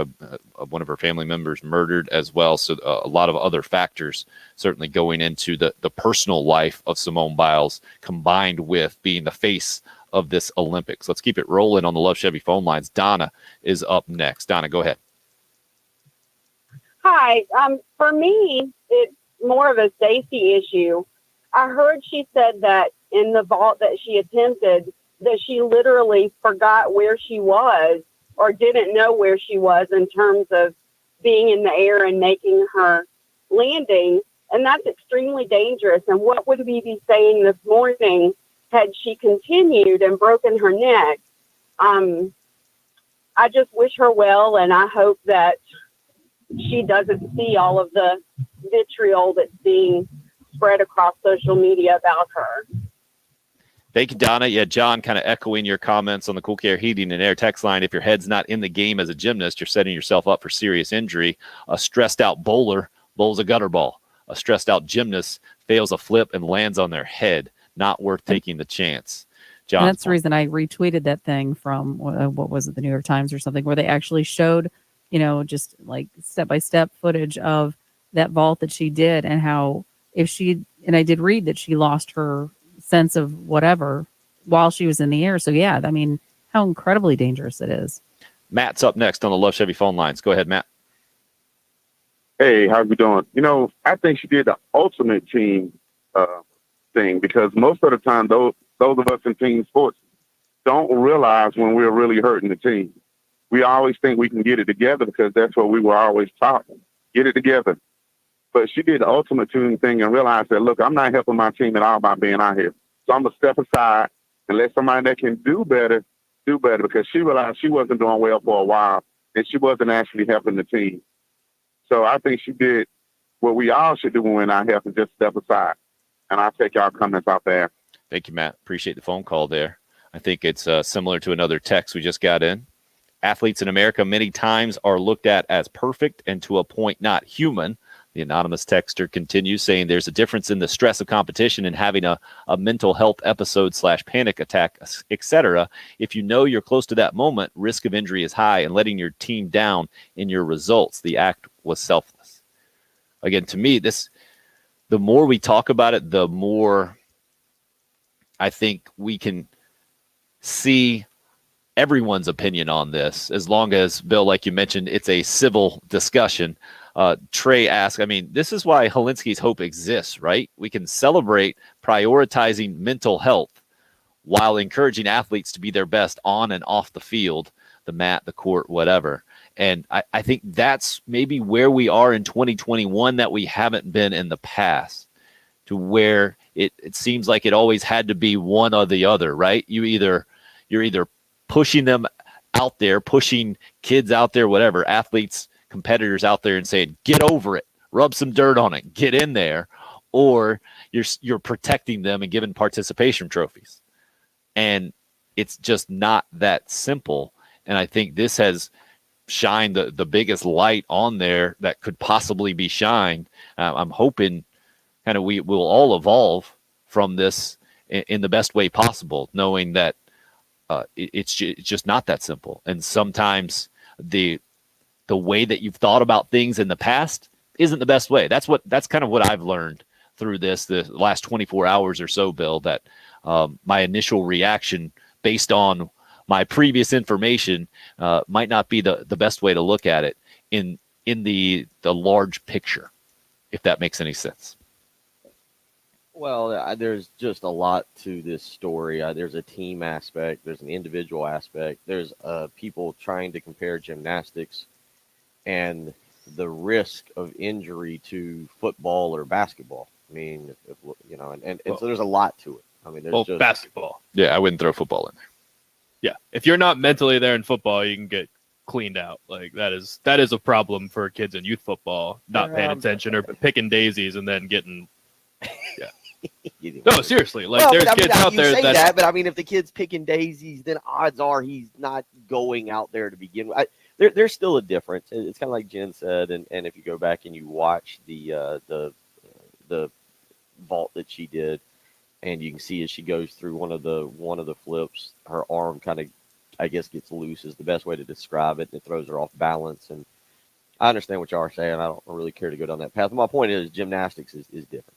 It's different. And so there's a lot to this. I think there is a mental health standpoint. I do agree. I don't know if it's mental health. Look, there's some of it. I watched her last night, and I know this is going to sound bad, and a lot of people are going to jump on this one. But also, I think there's some of it. Look at her. She's not having fun. Well, she mentioned that herself. She mentioned that herself in the post match comments or the post competition comments that was part of the issue. That was one way that she could tell that something was wrong.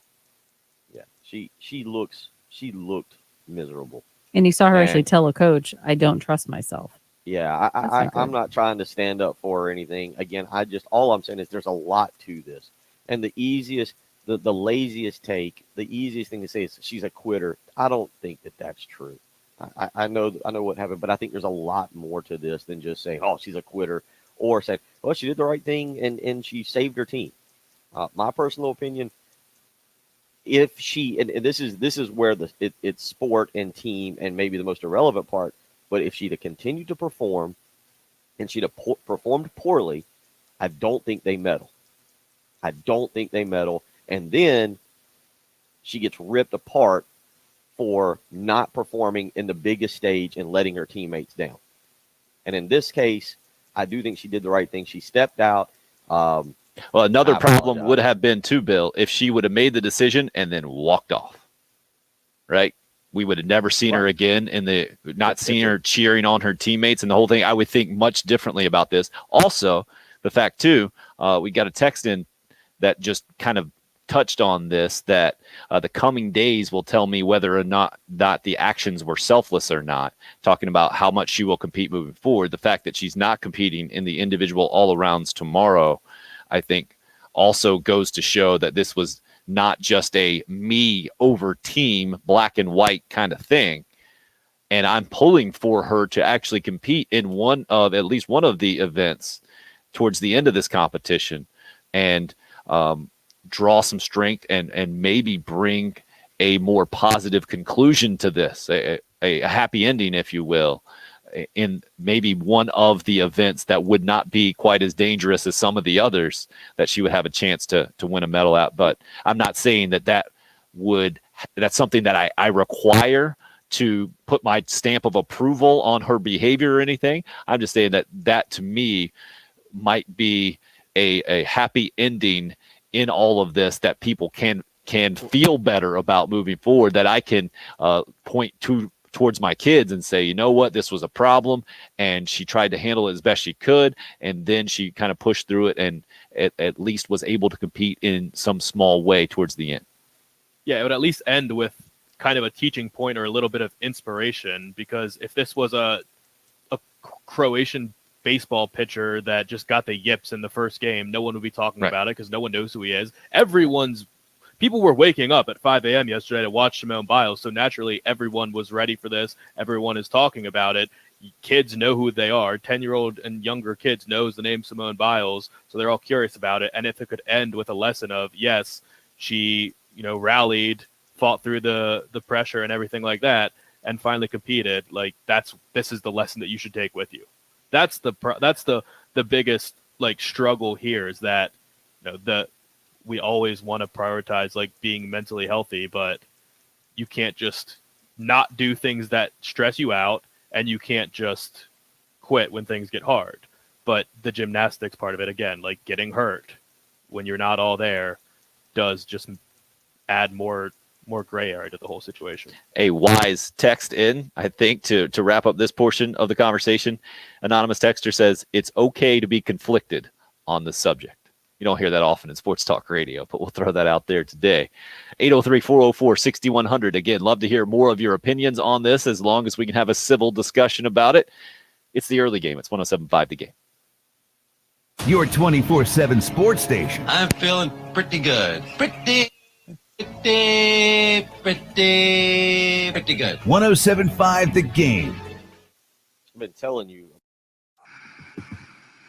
extremely hot. If you looked at the weather forecast for Friday, has anybody paid any attention? Late afternoon, it's going to be close to 100 degrees, if not 100 degrees. But the heat index, it's going to feel like 108 degrees late in the afternoon. Man, I hope your air conditioner is working in your house like mine is in my house. If not, you better call AAA Heating and Air today. Get one of their staff members, one of their technicians out there. Check on your unit. Make sure it's properly working, that it's got enough Freon. There's no issue with the coils. If you make that mistake and you wait too long, it is going to be a miserable next Friday. It's going to be a miserable Friday, but it's going to be a miserable next few weeks as the temperatures continue to get hotter and hotter and hotter. Don't wait around. Get somebody out there to inspect that unit. 803-677-1500. AAA Heating and Air is there to help you if there is an issue and you have to have your unit replaced. I know that is a scary thought. Some people are trying to conserve money right now. AAA Heating and Air will work with you. They'll treat you like a family member. That's what Roy and Dana do. They make sure that you're okay, but they start by making sure your air conditioner is working. They'll offer you a $1,500 rebate to buy back your old unit, then offer you zero money down, 0% financing to try and make this a little bit easier for you to make the payments. And on top of all that, a 15-year parts and labor warranty is included, so you don't have to worry about any issues moving forward. 803-677-1500. Call AAA Heating and Air today. Tell them Bill Gunner sent you.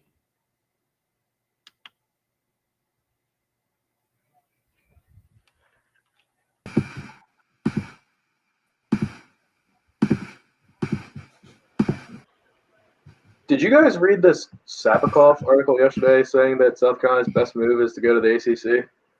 I think it was behind a paywall. I think I tried to read it. Yeah, that's why I didn't read it. I just didn't know what his point was. Another Why? lazy Because take. it's hard? Is that his? Right. Be more relevant, I think.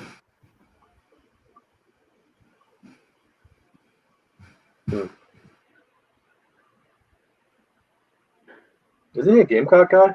Or is he not? I don't.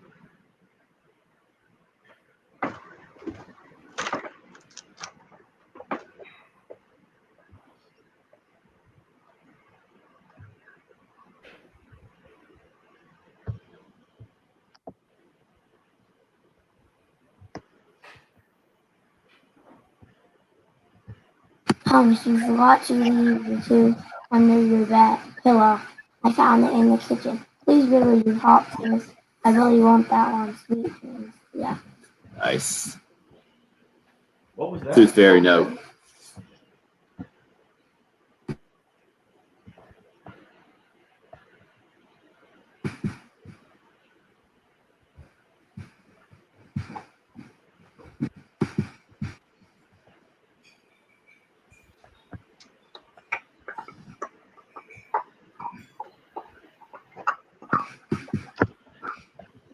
Attaboy, Alec.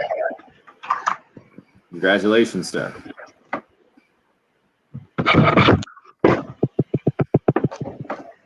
I do want to bring up this Tate Martell thing just because there's an interesting little weird, I don't want to say it's not a stat, but a fact.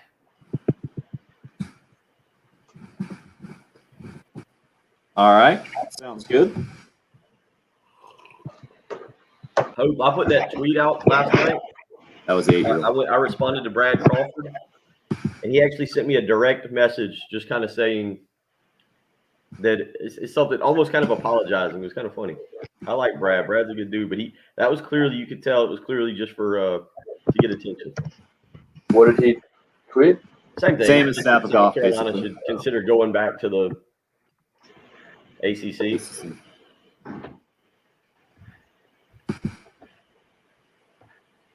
I was in a punchy kind of mood by about 9 o'clock, I think.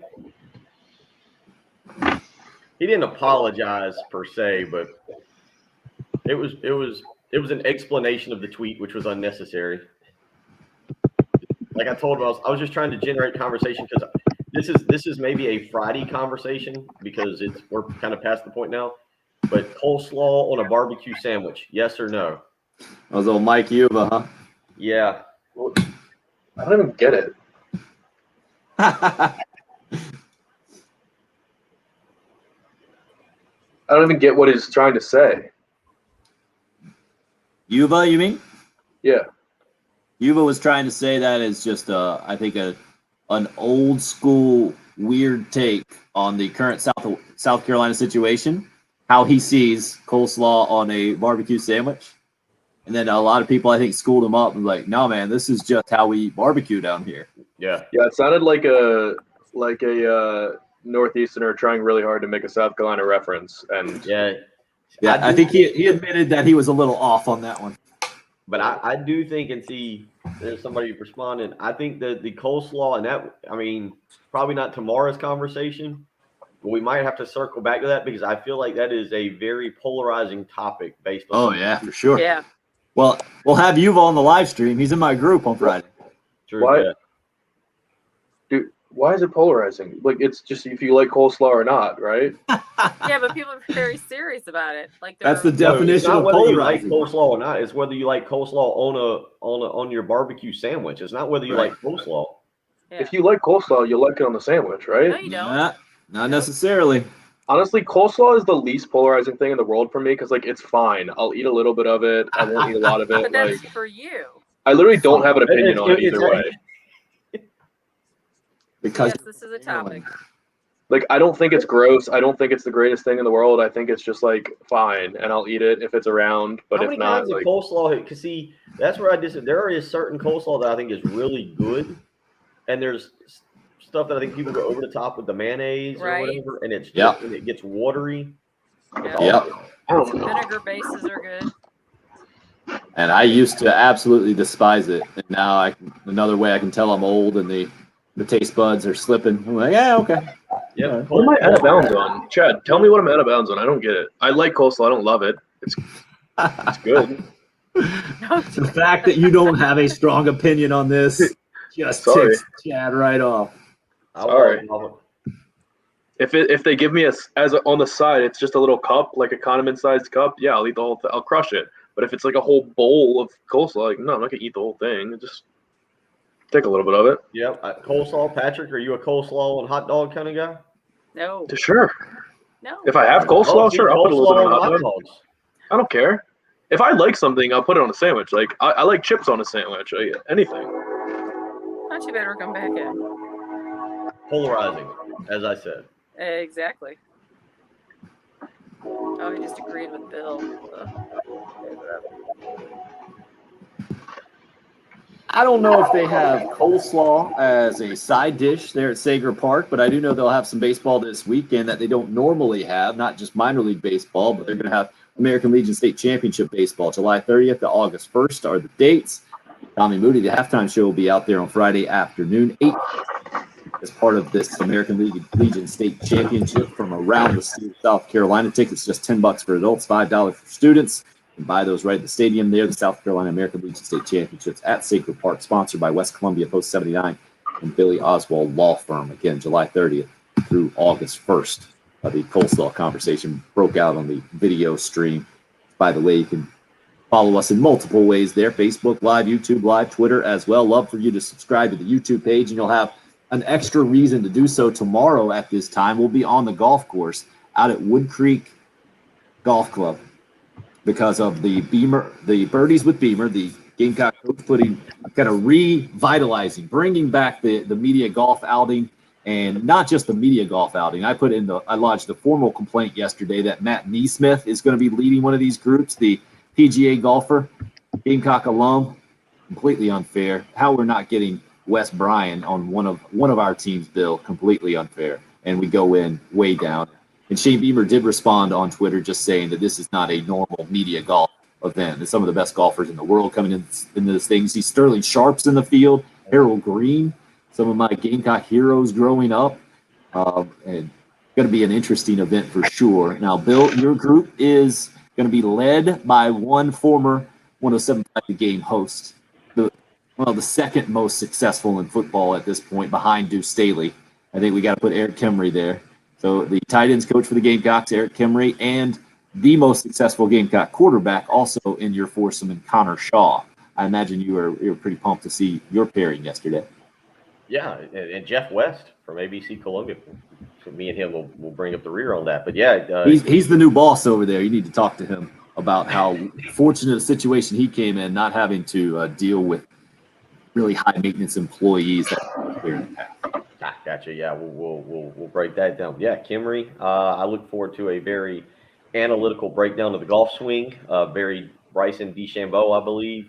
Oh, he's a spiritual guy. He's not a technician guy. I think you're going to get the spirit of the golf swing. He's going to pump you up and inspire you, pump you full of confidence. Now, Connor Shaw might say your hand slot is just missing a little bit. I can see him being more the technician. Can you see Connor Shaw being more of the Koepka and DeChambeau being more of the? I feel like Connor Shaw. I don't know how many words.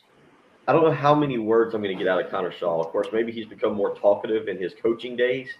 I remember him from his high school and college days where a full sentence was very rare. I think I just saw a dad look from Tim on the live stream. Yeah, the basketball players are coming in the garage right now at my house. Is that what happened? Yeah, they're usually not allowed to come in the garage. They know. They see it on my face. They figured it out. Yeah, it will be interesting to get the interaction between both of those guys. And I get kind of the polar opposite of that, I feel like, with Greg Adkins, the offensive line coach in my group. I'm looking forward to picking his brain. Also, I get the quarterback part of that as well, new offensive analyst for the Gamecock staff, and Zeb Nolan, who's been a quarterback at Ohio State behind Brock Purdy and then transferred over to North Dakota State, played behind Trey Lance.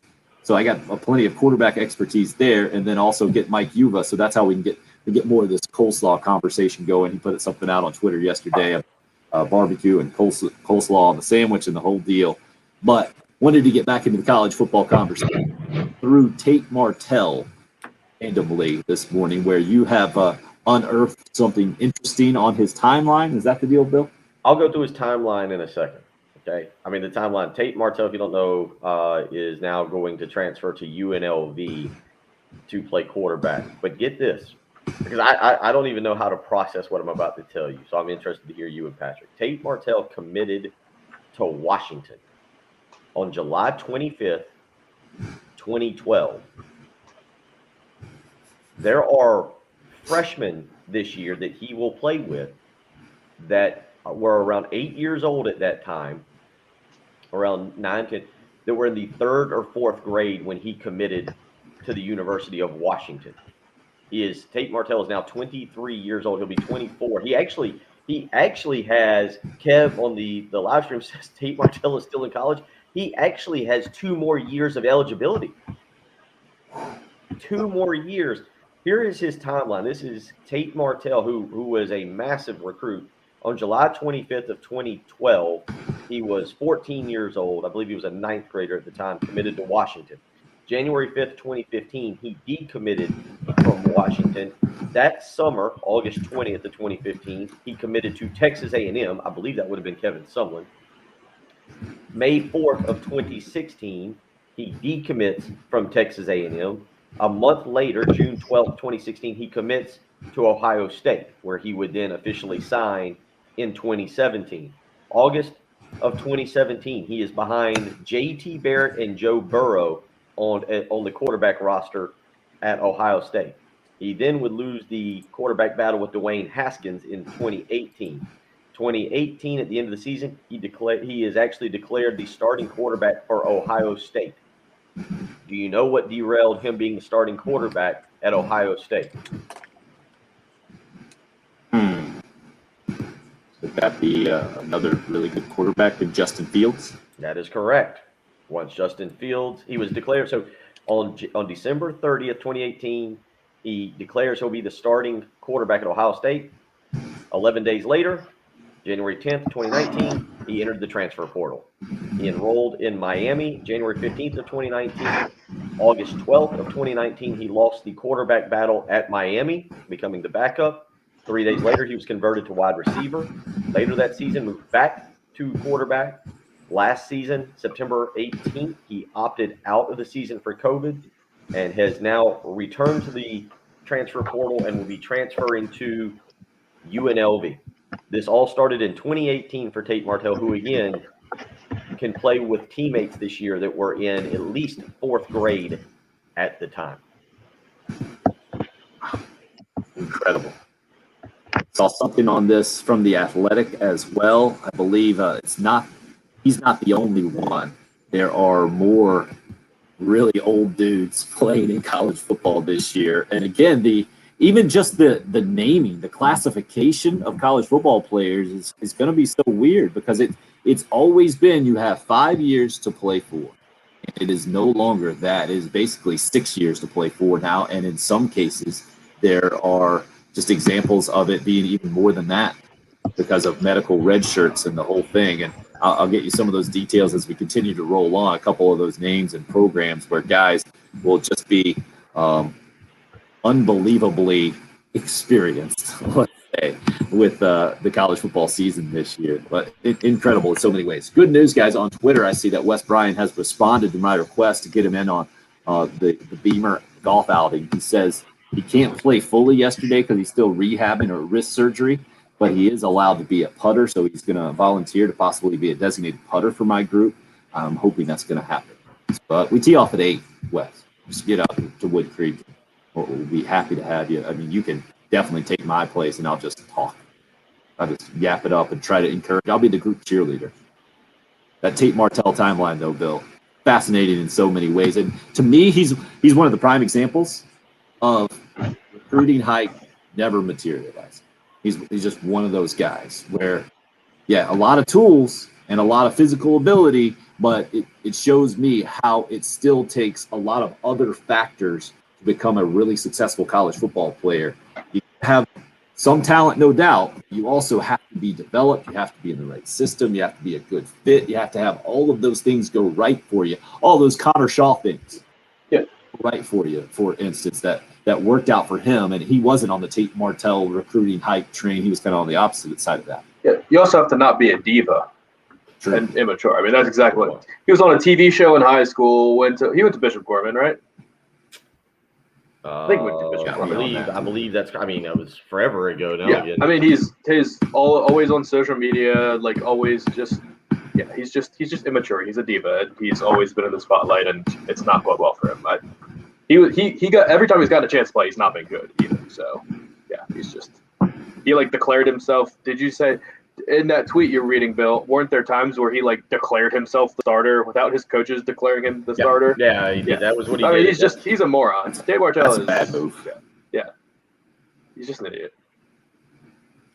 803-404-6100 is the number. It's the early game. It's 107.5.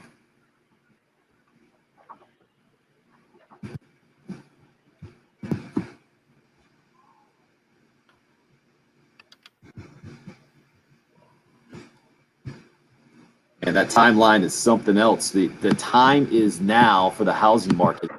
And if you're looking for a lender, I recommend Beaufort Lending. Give Benji Getzy and his experienced team a call. 843-524-2404. If you're watching the video stream, you can see the number right now. If you're looking for a lender or you're considering making a move, you certainly need to know about how hot the housing market is. And Benji and his experienced team, they've been working for about 25 years. They can give you all kind of options and show you the numbers. When he did this for me, I was blown away by what my family can do right now to maximize the buying power and also take advantage of the tremendous interest rates out there, whether you're thinking about buying a new home, a second home, maybe a VA loan, USDA loan, conventional construction, renovation loan, whatever it is. Benji Getzy and his team have plenty of experience doing it, and they're confident that they can find you the best deal. Benji's not saying that you absolutely have to go with him. He's just asking that you give him a call and explore your options with him. Let him show you what he can do for you. Again, that's Benji Getzy and the Beaufort Lending Team, 843-524-2404.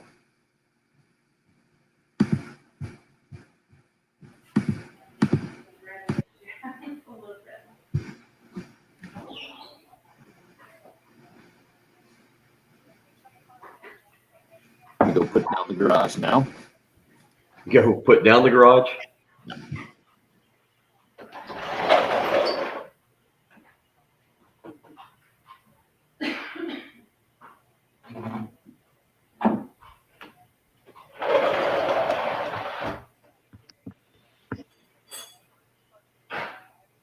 Yeah, that Tate Martell timeline is kind of crazy.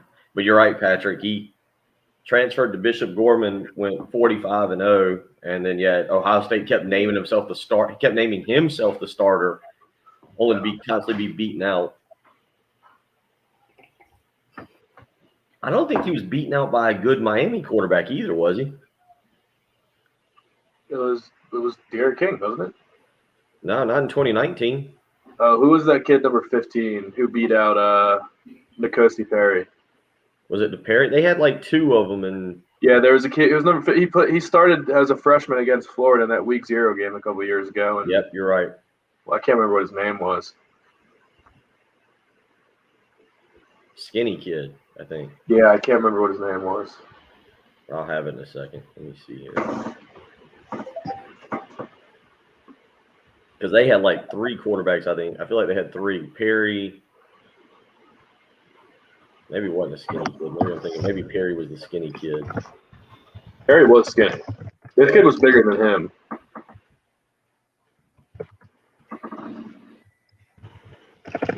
Perry played. Well, yeah, Perry's still there. He played some last year. I think he's still there. He's at least. Oh, Jaron Williams. Yep. Yeah, Tate Martell threw one pass, completed it for 7 yards. Aaron Williams transferred to Southern Florida. Southern Florida? Yeah. So there's a South Florida and a Southern Florida? Yeah. USF, sorry. South Florida. I'm sure there is a Southern Florida, right? I would think not, but who knows? No. If I type in Southern Florida, there is a Florida Southern. Yeah, there's a Florida. I feel like there is definitely a Florida Southern.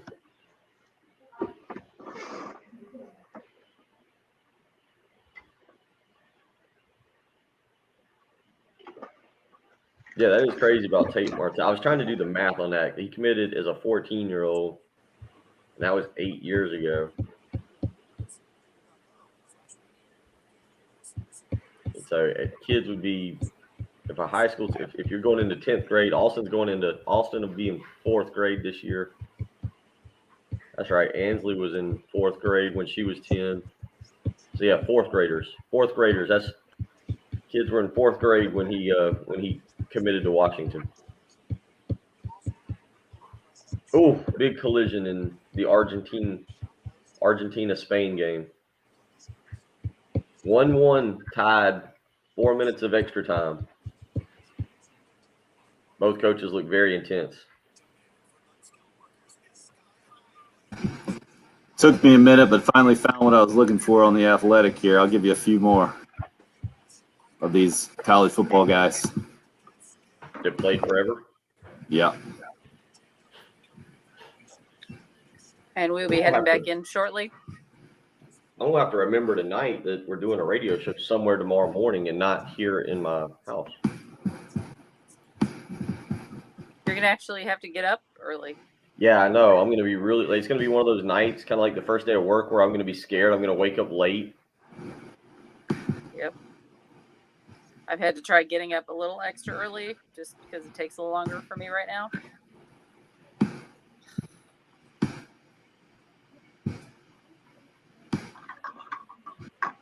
One more week.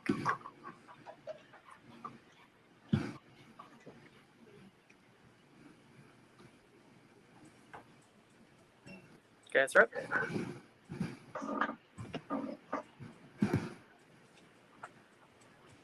A couple things want to give you the heads up on. Remember our station golf tournament coming up about a month from now. 4 weeks from this Friday, I think, to be exact. Go ahead and give Charwood a call to get in on this thing. Charwood Golf Club, 803-755-2000. August 27th. 8:10 a.m. is the time.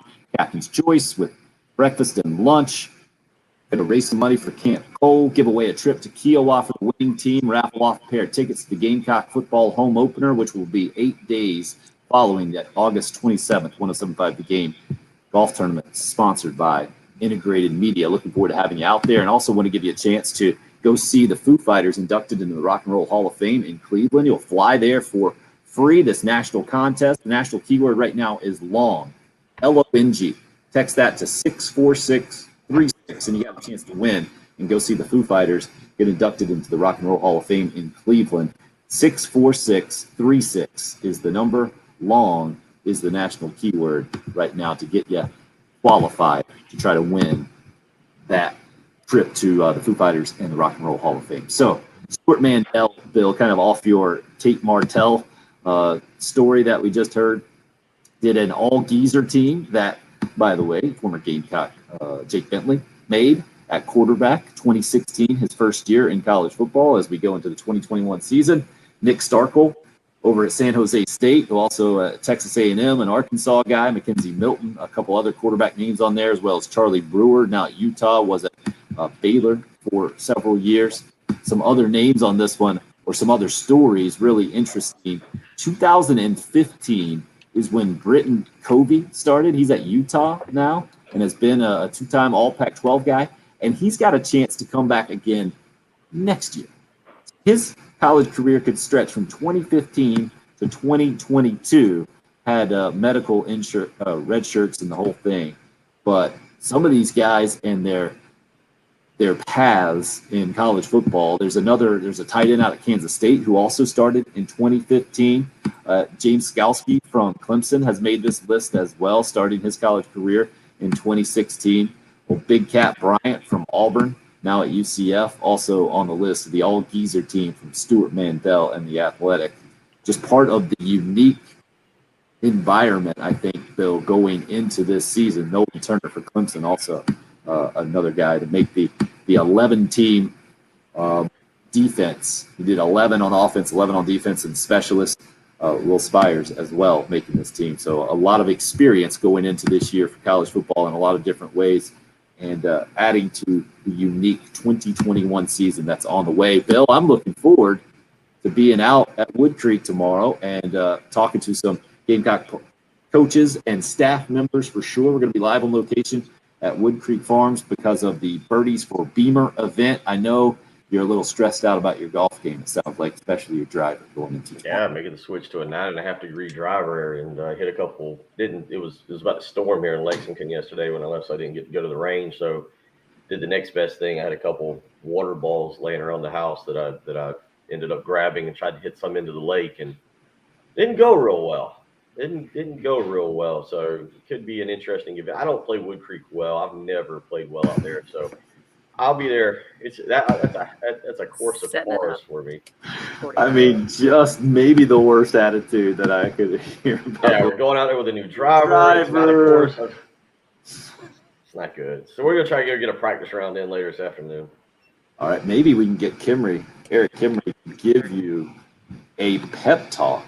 Certainly on the live stream when we do it from 8 to 9 tomorrow, but maybe we'll do it on the air as well before you get out there, because it sounds like you need it. That's what I'm hearing. I don't know if I want Kimry or Connor Shaw for the pep talk. I feel like those are two entirely different pep talks. It's true. I think Connor Shaw should just punch you in the face, say, do it. Yeah. Step up, man. It's been an interesting show today and a lot of different reasons. Again, we're going to be live on location tomorrow. Thanks for listening to the early game here on 107.